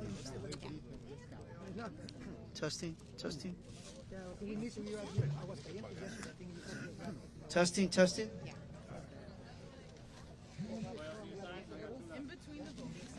Good afternoon, everyone, and thank you guys for coming out again today, number 2, as federal agents again swarm Chicago's southwest side. My job today is to go make the run of show a little easy, and I'm going to ask Marcela Rodriguez, the Executive Director of Enlace Chicago and co-chair of the Illinois Latino Agenda. Hi, everyone. Thank you for being here once again. Some of us came together yesterday.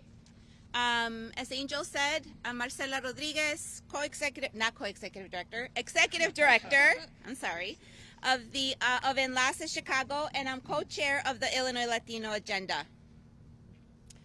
I woke up this morning and I didn't realize that today I was going to have the opportunity to realize one of my dreams, which is if I wasn't doing the work that I do today, I'd probably be an actress, according to me, in my mind. And I didn't know I was going to be a part of the Gestapo reality show.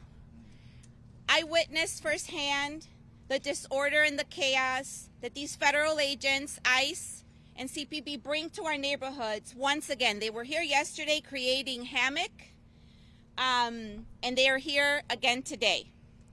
But so are we. And we will continue to be here as many times as we need to be here. We need to get them to understand that we are not going to go anywhere. Our community needs to understand and know that they are not alone, that we are going to stand with them every day, and we are going to show up for them every day. And we'll see, we'll play this getting tired game and see who gets tired first. They come to our communities, and Once again, one car almost hit me today.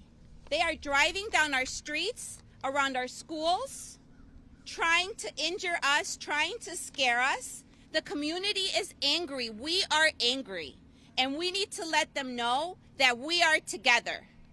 We are coming together not just with the Latino immigrant community, but with the Chinese immigrant community, with the Islamic immigrant community, with the Arabic immigrant community, with the Polish immigrant community.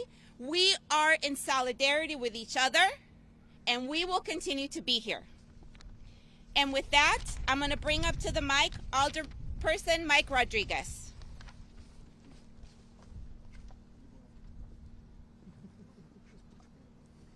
Thank you, Marcy, for this. So it's with really mixed feelings that I come here today. I am very happy to report that the 8 individuals that were detained yesterday in Little Village, all of the citizens that were detained have been released, including 2 of my staff, one of which is here with me today, Elian Baena, also who is a elected official, the 10th District Commissioner for the Community Safety and Police Accountability Commission. But it's with a heavy heart as well that I make that announcement, because we know that there are a number of family members, parents, who didn't wake up today sharing breakfast with their children. Tonight they won't be having dinner with their husbands or wives.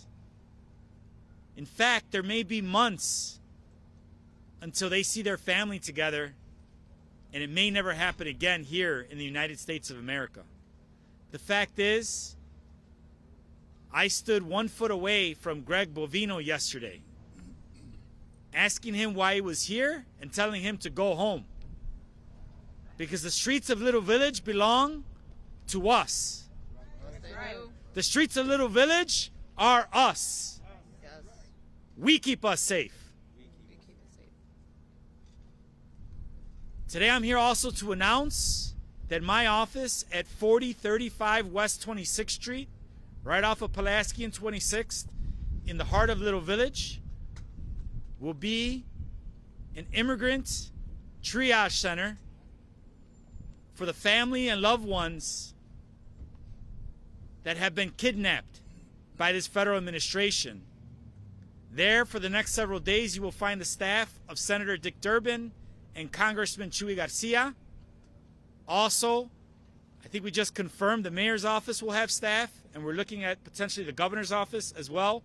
We'll have staff with us in my office for the next 48 hours at least, because we believe ICE will be back. I'm sorry to say that, but we do think that ICE will be back.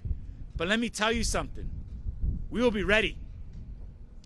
We will stand united. We will stand ready to push back.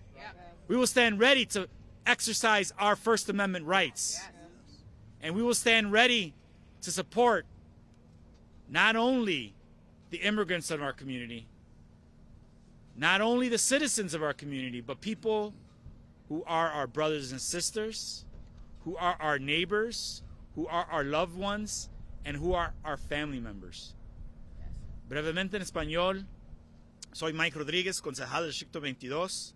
Quiero anunciar de que mi oficina se va a convertir a una oficina concentrada de apoyar a las familias y los sus seres queridos de nuestra gente que sea secuestrado por los agentes federales de Donald Trump. Se va a encontrar en mi oficina en la Pulaski, la 26, en la Komensky 26, 4035 al oeste de la 26, entre las 8 de la mañana a 6 de la tarde mañana y hasta las 5 hoy. La oficina de Chuy García, congresista, senador Dick Durbin, oficiales del alcalde y el gobernador van a estar en mi oficina apoyando a nuestros residentes, ciudadanos y sin papeles que sean impactados de estas redadas ridículos que han pasado ayer y hoy en nuestra comunidad y que estamos esperando tristemente mañana y los siguientes días. Vamos a ser unidos en contra de esta agenda anti-inmigrante, anti-Chicago. Vamos a estar muy unidos. Muchas gracias y ahora te presento al congresista Chuy García.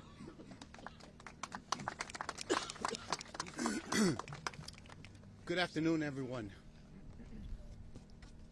Today, for a second straight day, we felt the weight of a bankrupt effort to punish our community, to frighten and to instill fear in our community, led by Greg Bovino.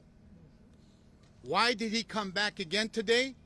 Because our community stood up and confronted him yesterday. Yes. And the community pointed out how morally bankrupt this operation is, how economically damaging at the national level and at the local level it is, and most importantly, what a trampling of the Constitution ICE is carrying out throughout the country. And we stand here today resolved to continue the resistance, to protect our community, to defend our community. I've lived here for 57 years, and I've never seen the type of shameful practices and tactics employed by ICE and other federal agents. Cowardly, that's why you cover your face. That's right. Cowardly, that's why you cover your name, because you're not proud to serve, because you're not serving anyone except the evil forces that seek to oppress us, to drive us into the shadows of society, and to make us silent. But we're not silent. We're here and we are morally defiant because we're on the right side of history and of this cause. I'm proud to announce that tomorrow a fact-finding delegation of members of Congress, numbering almost 20 from across the country, will be here to document what has transpired and to return to Washington to fight for the rights of immigrants and the rights of everyone who wants our democracy reclaimed and restored. That will happen tomorrow. So, Little Village, Chicago, Illinois, sanctuary locations across the country, you are not alone. We hear you, we appreciate you, and we intend to act. Thank you. Muy buenas tardes. Por el segundo consecutivo día, esta mañana, nuestra comunidad fue atacada nuevamente por un equipo de agentes federales que moralmente son corruptos y están en la bancarrota. ¿Por qué regresaron por el segundo día? Porque nuestra comunidad demuestra resistencia, porque nuestra comunidad dice no vamos a aceptar lo que quieren imponer a nuestro pueblo, y porque nuestra comunidad dice defenderemos y protegeremos a toda persona en nuestro vecindario. Porque este vecindario es nuestro, nosotros lo construimos, nosotros lo hemos hecho lo que es una fortaleza en la ciudad de Chicago. Hacen todo esto porque buscan crear una clase de personas sin derechos que pueda ser explotada y que vivirá en las sombras. Pero nosotros rechazamos vivir en las sombras, reiteramos nuestros derechos humanos y nuestros derechos constitucionales, y por esa razón mañana representantes del Congreso de los Estados Unidos estarán en Chicago documentando, hablando con el pueblo que ha sido afectado, con los vecindarios, para retornar a Washington y luchar para restaurar el orden de la ley y de la Constitución. No nos van a atemorizar, seguiremos resistiendo, seguiremos unidos y seguiremos en unión con el resto de la gente de Chicago y del estado de Illinois. ¡Que viva la democracia! Muchas gracias. ¡Viva! like to bring up Alderman Cicho Lopez from the Alderman of the 25th Ward. Thank you. Thank you very much. Thank you. Thank you. Good afternoon, buenas tardes. And want to first thank everybody for coming here today. This being a really difficult time, we're just processing the atrocities that happened yesterday. And this morning, we found ourselves in a much more undignified, terrorist, and cruel action by ICE agents. I want to thank all the community because, as we said yesterday, we're going to come with bigger numbers and more united. And I want to thank all the people, all the immigrant community that is coming together, all our city coming together to protect not only Little Village, not only La Villita, to protect a city or city that is at risk by an illegal occupation and siege. So I want to share just what we found this morning. And I'm grateful for the efforts of attorneys and rapid responders and everybody who helped make sure that everybody got released yesterday. So we talk about immigration. What we saw today was a united community that did not let agents come into the parking lot here in the discount mall. So I want to thank our neighbors, our courageous leaders that stood and hold the line. It is important that we recognize that. Rapid responders, thank you. Thank you so much. And I want to thank in particular the person who was arrested today was the security guard at the discount mall that was arrested for asking a judicial warrant. That, by the way, a federal judge demanded that they fulfill. Not only they're in contempt of these orders, but they continue to defy them. They define our laws, they're defying what is legal and constitutional. And what they're doing is outside the law, is illegal, is immoral, is wrong, and we're going to stop it now, before it goes any worse. What we also saw after the detention of the security guard was the deployment of tear gas. Also, another thing that the judge mandated to stop. Another violation, documented, filmed and documented by many of us, including attorneys. And we told Bobino yesterday, and we told him today, you are in contempt of judicial orders. And as he held a tear gas on his hand, he did not dare to deploy another one. So he knows what he's doing. He knows what he's doing, and we must hold him accountable. As the mayor said, if the Congress and Senate, I'm glad Congressman Garcia is bringing a delegation, and I invite all the media, international media, to come and see the terror that they're deploying in our city. What they did after that is even more despicable.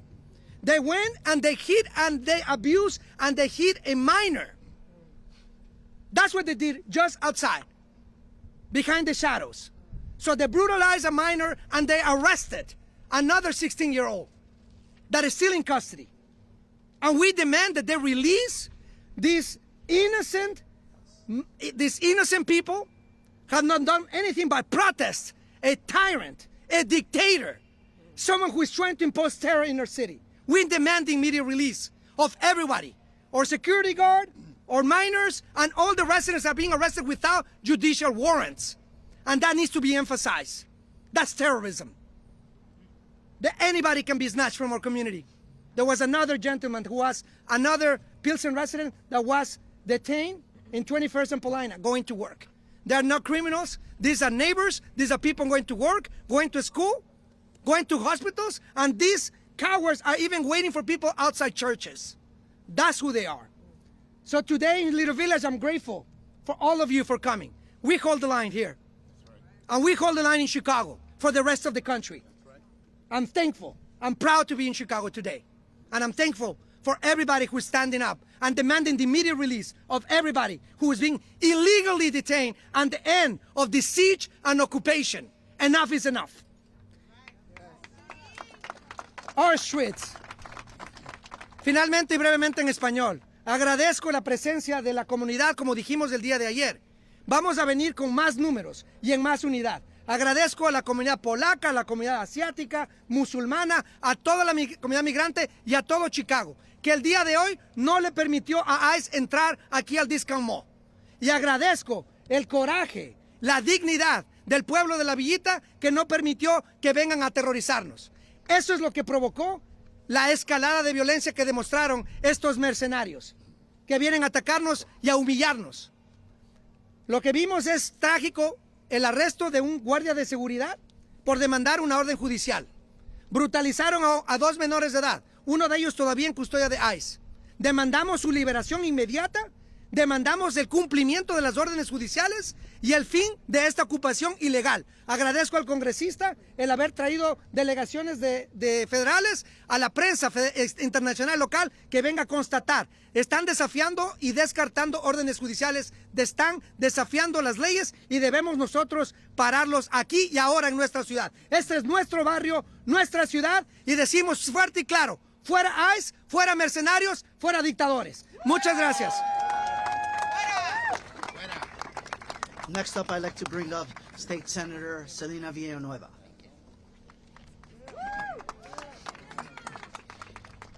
I'm mad as hell. I'm mad as hell because I am a proud Little Village resident. I grew up in this neighborhood. I am a Southwest Sider. I live in my family's home that I grew up in, and I think every single day about the people that I represent in my district and the people throughout the state of Illinois, because the responsibility goes beyond that as well.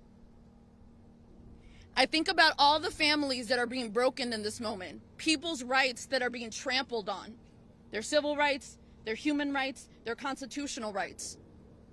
And what I saw today was a continuation of fascism that Donald Trump and his cronies are trying to instill throughout our entire country.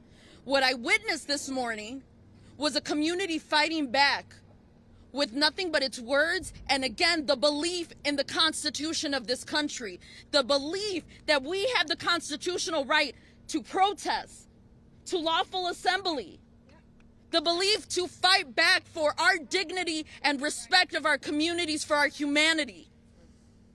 That's what I witnessed today. That's what I witnessed yesterday. Now, we know, and what I've spent most of the rest of this morning and afternoon doing was passing out masks so that my neighbors, my constituents, wouldn't inhale the gas, the tear gas that ICE deployed. That is state-sponsored violence. And we're not taking this seriously enough. And when I say we, it's not the people that are here. I am talking about the people that are watching us right now. It's not just the peoples here whose rights are being trampled on. It is all of us. Of the several people that were taken today, because again, there's about 5 or 6 people here, just in the incident that happened here at the discount mall. That's not inclusive of what happened in Pilsen. That's not inclusive of what happened in Bridgeport. That's not inclusive of what happened on Cicero over by the Sam's Club, where they actually did even more state-sponsored terrorism yesterday.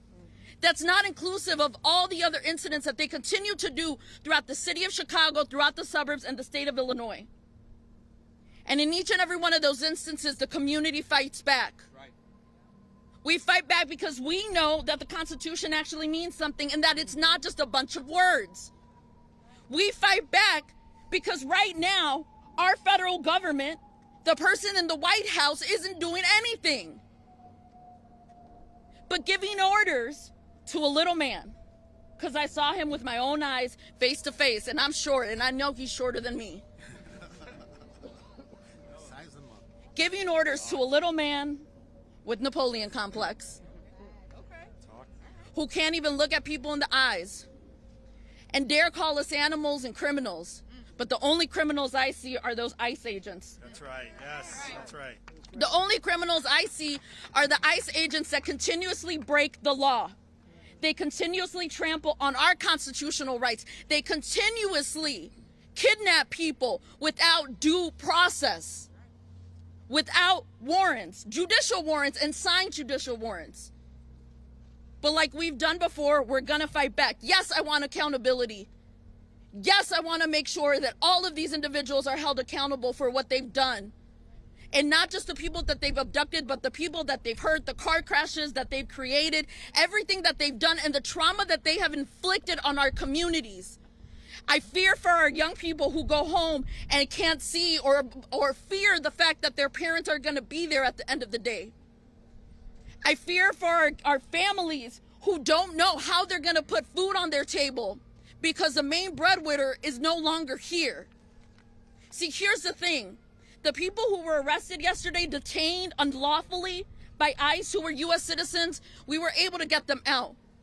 But my fear continues for the people who we can't get to, because the federal administration, the White House administration, refuses to allow people access to make sure that lawyers are able to talk to their clients. And instead, they move them from place to place to place so that nobody can find them anywhere. We're done with that. We want our families home. We want our people home. We want our loved ones home. And that means everybody. Muy brevemente en español, soy la senadora estatal Celina Villanueva y estoy cansada. No tengo palabras suficientes de lo que siento cada día. No nomás es el temor, sino el amor que tengo a mi comunidad, que me hace hacer todas las cosas que estoy haciendo en este momento con toda esta gente increíble, con la comunidad. Porque fue la comunidad y sigue siendo con la comunidad que está luchando contra estos agentes que son criminales, porque están rompiendo las leyes de este país. No les importa los derechos constitucionales que tenemos. Ellos son los criminales, no nosotros. Ellos son los que se tratan de decir que son jueces y nos están juzgando. Pero nosotros, lo que nosotros sabemos es que somos fuertes y que vamos a seguir luchando para proteger a nuestras comunidades. Muchísimas gracias. If I can ask City Clerk Ana Valencia to step up to the podium.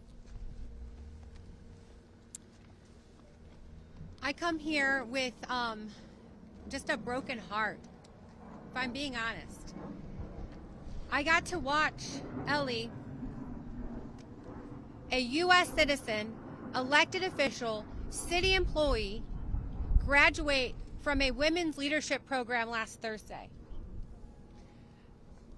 I got to share that moment with Mike, the Alderman Rodriguez, about how amazing he is, and he knows, Chief of Staff, and that she's going places. She's going to run for office. She's going to be the next city clerk, the next mayor. And then to hear yesterday, while you're with another alderman, Alderman Ramirez, walking down Brighton Park neighborhood, meeting business owners who are being devastated, losing all their livelihood right now because no one and everyone is afraid to shop and go out. And so we're trying to do something good in the neighborhood to only hear that she was kidnapped and no one knew where she was, and trying to find out if she shared her location with her family and her friends. This is not Chicago. This is not America that we believe in. This is not what we were promised growing up. This is not normal. It is not normal to carry a whistle in your pocket, because you might have to alert people that ICE is on the block. And so the media, please, please, please share the facts, because not everyone is getting the facts that what is happening in Chicago can happen in St. Louis, in Kansas City, in any rural community in Illinois. It can happen tomorrow to your neighbors. And where will you be in history? What will you do? What will you tell your children you did to stand up? Because this group behind us is exhausted. They are tired. They are the front lines. So I'm asking Chicagoans in every neighborhood, please help us and volunteer. Use your money where your values are. Shop at these businesses. Get your Halloween candy here at Dulcelandia. If you're a corporate company, order your food here. Buy your coffee here, not the Starbucks. Please, and come help support your community, because we need it. We can't just be on this group and our first responders, which I'm so happy that we have these rapid response teams. But we need all of you to get involved now. You can't be on the sidelines any longer.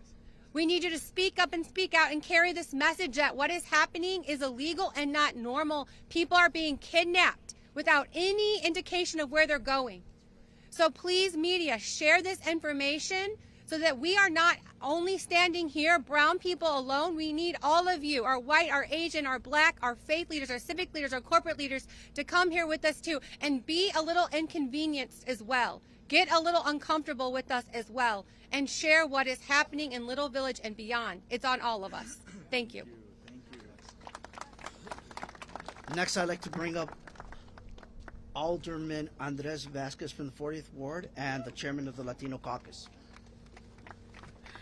Good afternoon, everyone. Good afternoon. I think we're all tired, but we're all furious. It's been a rough number of weeks. I think all of us here have been driving around, chasing any vehicle with any license plate that isn't an Illinois plate. Anybody with a mask, anybody with a beard, anybody going anywhere. We're watching 24/7. We're exhausted. We're sometimes drained, but what we're not is stopping. Yes, that's right. These people are fascists and they're cowards. They're insecure, they're untrained. They could barely drive. It's embarrassing. And we're talking about an even larger embarrassment in the White House. What you're seeing here in Chicago is what this country is about. It is what you do. You stand up to tyrants. You make sure your voices are heard. You stand out to defend the defenseless. And it isn't just about Latino people. It isn't just about our Asian folks. It isn't just black and brown. It's our trans family as well. It's those who are poor. It is everyone here in this country that chooses to stand up for their democracy. But we're not going anywhere. Yeah. No, we're not. We're icebreakers over here. Yeah. Straight up. We are going to spend our time teaching everyone, training people, which we've done all across this city, to be rapid responders, to do school patrol, to put information up on businesses. We are training people to be better, stronger, and more ready for every single time they come. And so I want to, it might sound crazy, I appreciate this moment. It's bringing Chicago together more than it ever has. I ain't been to the South Side so often in a week. Trust, we're going to keep doing it. If it's in West Ridge, where we had a couple days ago, a day laborer, somebody just fixing a house, kidnapped, with a 13-year-old daughter who now has no parents here. We have people at Broadview. And we're watching the state police also. We got to call that out. Everyone wants to be an ally while we're watching this thing happen. Here in Chicago, we say the officers don't coordinate. So why are they parking an officer in precincts? Why is that occurring? We need accountability across the board, because when you give an inch, they keep going for more. So I want to thank all of you. I know y'all know the number, but if you don't, 855-435-7693. Right? We're going to write a song, get the hook going. If you don't have it now, you better get it. You need to call ICER. You need to reach out to TRP, NIJC, all the different organizations. If you have money, donate to all of them. And donate your time. At pickup and drop off, go to your local school. Make sure that you got the whistle up. And understand that we're going to be here way longer than they are. This country was built by black and brown folks, descendants of slaves, and by immigrants. And we see under those masks, we got a lot of Mexican faces under those masks. We got a lot of immigrant faces under those masks. Look in the mirror. How do you even walk around? There's no pride in that. You're a fascist. You're Nazis. And we know it.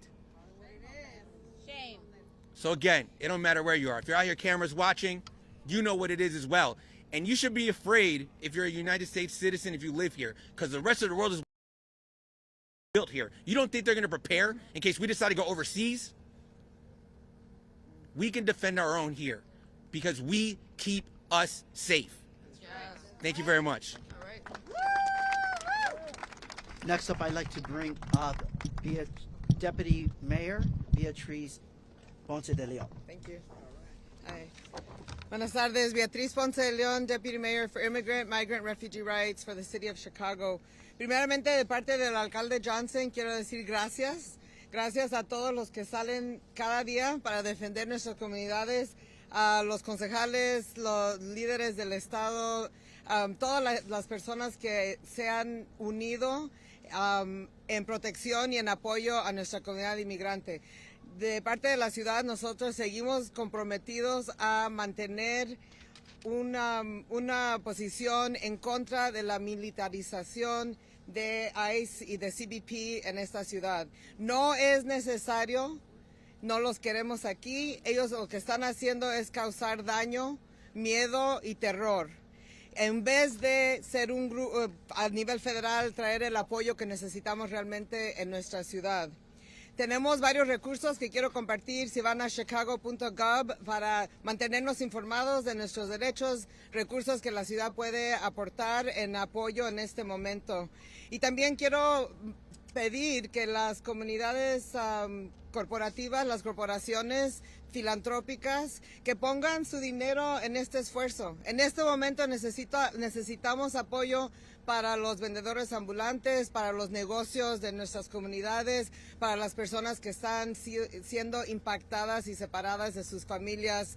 Y aunque la comunidad se ha unido, aunque hay grupos que han ya aportado fondos, se van a necesitar más. Y es un momento en el que las personas con medios financieros pueden cooperar. I want to say that on behalf of Mayor Brandon Johnson, we will continue to be a welcoming city in Chicago. We will continue to uphold our welcoming city ordinance. We will uphold people's right to protest and protect people's First Amendment rights. We know that our city is standing up. We're at the front lines of this fight across the country. Cities are looking to Chicago. They're inspired by what is happening here, by the unity that is seen here, and the ways that people are coming together to protect our city, to protect each other. We also know that it's time for others to pitch in. Rapid responders have done an amazing job. Our elected officials at the city, state, and congressional level have done an amazing job. Black, brown, immigrant communities are all coming together. But we know that we need funding to support those families that are being impacted. We need funding to support the day laborers that can't work, the street vendors that have lost their businesses, and the small businesses that are struggling. So I call on our philanthropic community and our corporate community to pitch in, to find a way to support and to step up in this moment to help those who are being impacted by this crisis. And I invite you all to visit chicago.gov, where we have the Protecting Chicago materials and information. We have signage that people can display in their businesses to keep ICE out for our ICE-free zones. We know that they're not going to respect that. We know that they are lawless, and as federal agents are supposed to be upholding law and order, they are the worst ones that are doing completely the opposite. But pushing back and staying united is the way that we will succeed. Y como sabemos todos, aquí estamos y no nos vamos. Thank you. Next up, I'd like to bring up one of our partners, Bassam from the Illinois Coalition of Immigrant and Refugee Rights. I know that guy. Thank you. We go to the same barber, I noticed. I'll be delivering a joint statement on behalf of the Illinois Coalition for Immigrant and Refugee Rights and the people that I'm proud of and the brave rapid responders, La Villita Se Defiende, and Berwyn Cicero Rapid Response Teams. Today, here in Little Village and the town of Cicero and surrounding neighborhoods, we experienced another ICE and CBP rampage through our communities, putting our families and neighbors in danger. Rapid response teams observed and documented today tear gas that's laid right there in front of your cameras, deployed with no warning, in complete violation of recent court orders around excessive use of force. At least 20 Border Patrol agents and 10 vehicles circling shoppers in a plaza in Cicero, abducting 2 teenagers in Little Village, and a total of at least 10 abductions across this part of today's operation. At least 24 agents, ICE and CBP, intimidating customers right here in this plaza in Little Village. And then the disgusting Greg Bovino, again posing as the cult leader he is, against the backdrop of the heart of Chicagoland's Mexican community, staging for his own photo op while agents brutalized our neighbors. As our communities have shown in Little Village, in Cicero, across Illinois, we are fighting back against the authoritarian power grab and rejecting the lies that have been coming out of DHS before and after every one of their violent actions. Like yesterday in Little Village and Cicero, and in communities across the state of Illinois, neighbors once again showed up to support one another, sound the alarm in the face of complete lawlessness.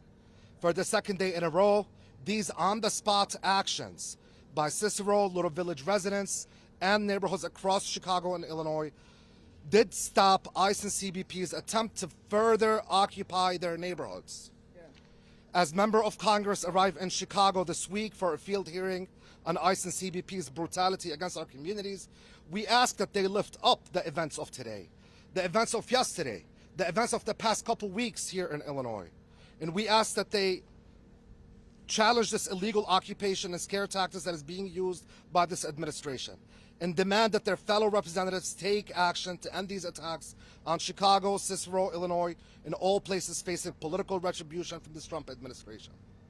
We encourage all community members to know your rights and to continue to hold space in your neighborhood. You have the right to record law enforcement. Yep. You have the right to remain silent. Yes. You have the right to ask for an attorney. Yes. And you have the right to refuse to sign any documents. Yes. If you see immigration enforcement activity in your neighborhood, or if someone in your family has been taken, please call the ICER FSN hotline. It is here for service, and the number again is 855-435-7693. Together, we continue to demand ICE out of Chicago, ICE out of Cicero, ICE out of Illinois, ICE out of everywhere. Thank you. Yes. ICE out. ICE out.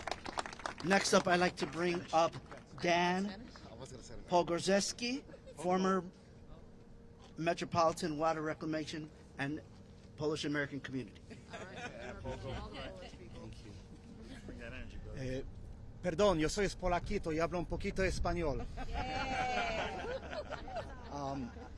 Before I say anything else, I want to thank Alderman Byron Sixer Lopez for inviting me to speak on behalf of the Polish community. I also want to point out that my countrywoman, Monika Starczuk, yes, from SEIU Local 1 is here.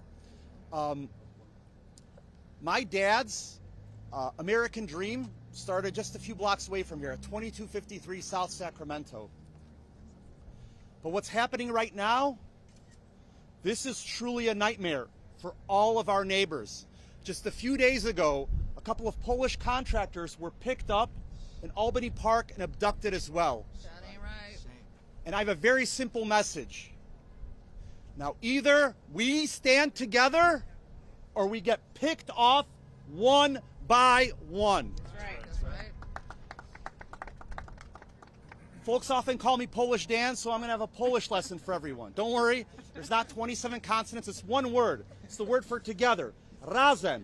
So what I'm going to ask is everybody say, razem. Razem. Razem. Razem. Razem. Razem. Razem. Razem. And that's how we win. Next up, I'd like to bring up Lisa Wright, the Director of Government Affairs for the Chinese American Service League. All right, Lisa. Woo. All right, so I'm with the Chinese American Service League, or CASL. We're a social services nonprofit. We serve over 7,000 people all over Chicago. We're deeply concerned about how current immigration practices are traumatizing survivors of domestic violence and preventing them from accessing life-saving services. In recent weeks, survivors have come to us, called us, and say that they're too afraid to come in for help. That they're afraid that simply seeking help, like legal services, counseling services, puts them at risk of being taken by ICE or deportation. One person, for example, her visa status is dependent on her abusive spouse. Her abusive spouse also have restricted her from working and access to independence. They also share a child together. So she now faces the impossible choice between safety and deportation. These are not isolated stories. These only capture the voices that were able to reach Castle and other community members. Current immigration policies, they're empowering abusers, and they're trapping survivors of domestic violence and victims into cycles of violence and isolation. Masked officers on unmarked cars worsen the situation. Nobody should have to choose between safety and deportation. Nobody.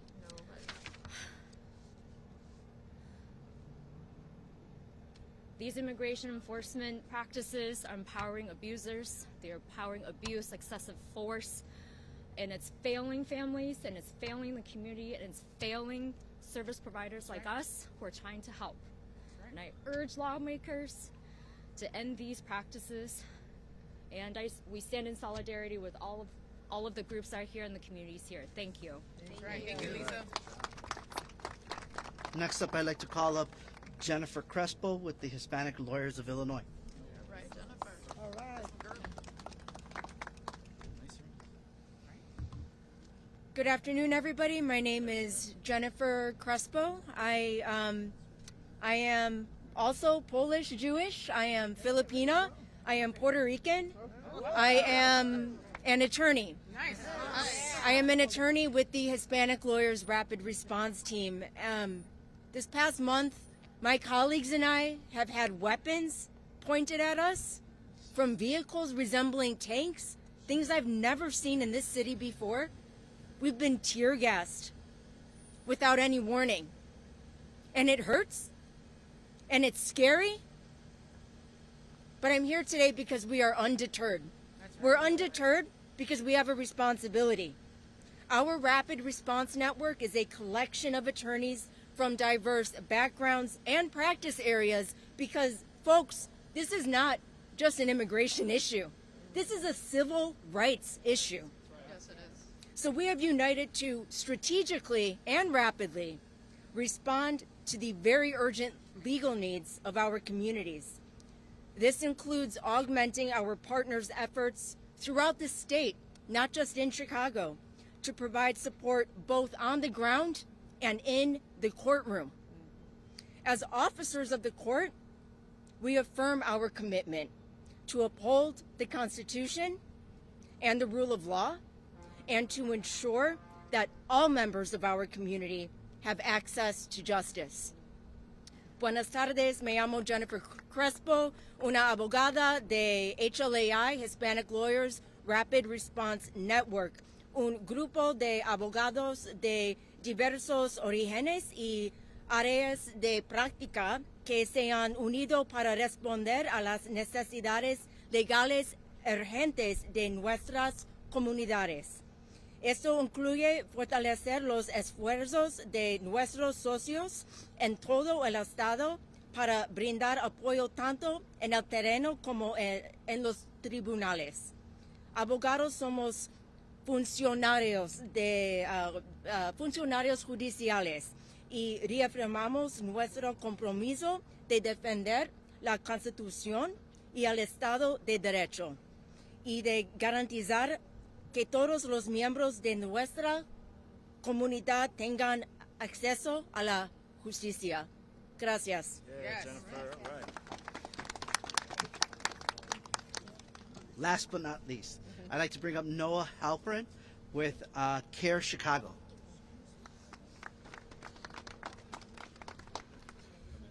Good afternoon. Noah Halperin, CARE Chicago, and the Chicago United Families Coalition. You've heard stories here from our leaders about what's happening on the ground, and they're essential. And I think, as Jennifer just rightly pointed out, we also want to be in the courtroom. And there are active court cases going on. We've seen that a federal district court judge here in Chicago has put limits on what ICE is supposed to be doing, right? There has been a settlement agreement reached in which ICE is supposed to be behaving a certain way. And they are just not doing those things. They are not following court orders. And we want evidence of that. You know, lawyers are fighting these battles. So call ICER, call CARE, call whatever your number is. I don't know it. But find those numbers. ICER, right? The number we've all been singing out, 855-435-7693. It is an incredible resource to put you in touch with the lawyers who are fighting in the courtrooms. We want your evidence. We want your videos. We want your documentation. We know that ICE and DHS is willing to lie. And when we have the concrete evidence, when we can show it, we can prove their lies. And we can do everything we can to stop their behavior. And that is what we need to do both in the streets and in the courtroom and everywhere we possibly can. Thank you. Thank you. All right, very quickly, I just wanted to state the following. I want to thank Jennifer because it was HLAI, the National Lawyers Guild attorneys, who followed up on Eliane and Jackie's case yesterday and alerted us and her family that she was safe. So thank you, all of you, for all the work you're doing. Also with us today, and last night we had a press conference in front of my office where there were black, Asian, white elected officials from throughout the city, including Alder Jesse Fuentes and Senator Graciela Guzman. But here with us today, Alderman Gil Villegas, Alderman Felix Cardona, State Rep Aaron Ortiz, and State Rep Teresa Ma. Give them a round of applause, please, for being here. And last but certainly, anybody else that I miss? Elected officials? No? All right. Marcy, you're up. Thank you. So, yeah. We want to thank everybody for being here. Mike is going to say one last announcement, and then I wanted to give a special thanks to Matt and the New Life team for really helping us put this together very last minute. And he will close us with a prayer. But Mike has an announcement. Oh, just real quick, 3:15, there will be another press conference over at Benito Juarez High School for the young man who's taken. Tomorrow, Senator Durbin will be joining us around this time as well. We'll put that out as well. That'll probably be in front of my office, but we'll let folks know. And we'll remind everyone to come on out again tomorrow if you wish. So, to prayer. Good afternoon, everybody. Matt DiMatteo from New Life. I've lived and served in Little Village for the last 25 years. And I will say it has been a roller coaster of pain and sorrow, but also pride and joy at the way our community has come together. And Chicago needs to continue to come together for this moment. So I'm going to end us in prayer, but I want to highlight one effort that we're all trying to do together. Is this past week we launched what's called the Community Care Resource Network, and it's a space in partnership with many nonprofits in Little Village, with the Greater Chicago Food Depository, where we're providing food for families, emergency supplies, jackets, coats, gas masks. I never thought I'd have to place an order for 200 gas masks, but we placed that order this morning. Also, just a space for families who have been impacted by ICE that they can receive resources. If you'd like to check it out and learn more, newlifecenters.org/communitycare. We'd love to partner with nonprofits, churches, and others trying to do this because we need each other and we truly believe that we're stronger together. I'm going to close our time in prayer for our great neighborhood, for the city of Chicago. God, we come before you and we just ask that you will protect our streets. We just ask that you protect our neighbors. We pray for the 2,500 plus who have been taken this year alone, Lord. We pray for those who are in detention right now, whether it's in Broadview, across the state or across the country, Lord. We pray that you remind them that you are close to them, close to the brokenhearted, that they are not alone. We just pray against the powers of ICE, Lord. We just ask that you protect our streets, we protect our neighborhood. We know many of our neighbors, our students, our families are living in fear. We know many of our businesses are being crushed and losing business, Lord. And we just pray that we would unite together as Chicago, that you guard and protect our streets, and that we just pray for unity across this great city and across this country. We need each other. We pray that whether people on the right or on the left, that we'd come together as one, remembering that this is one nation under God, indivisible, Lord. And we just pray that we would remind ourselves of where we've come from, that we could acknowledge that this is not how we should be, and that we'd continue to work toward a better Chicago, a better Illinois, and a better United States, Lord. We pray protection, we pray for provision, and we pray for unity across our great city. We pray all this in the mighty name of Jesus. Amen. Amen.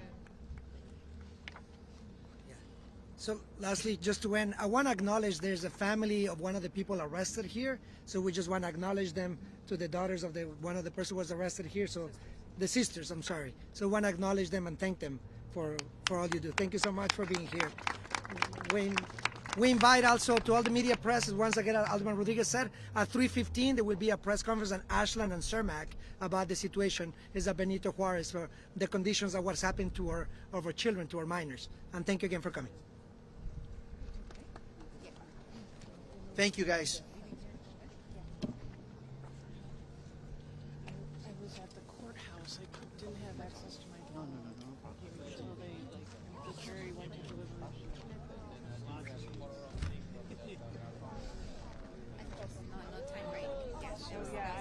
No, we appreciate you. But we just got dismissed. Well, the jury went to deliberations. You know, this is for the case of the older gentleman who was killed in 2021, December 2021, who was shot.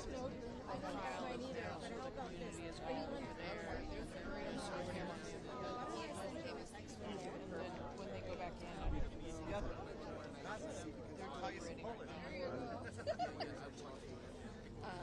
It's been tough. It's been rough. A bunch of stuff happened in Brighton Park, I guess, today too.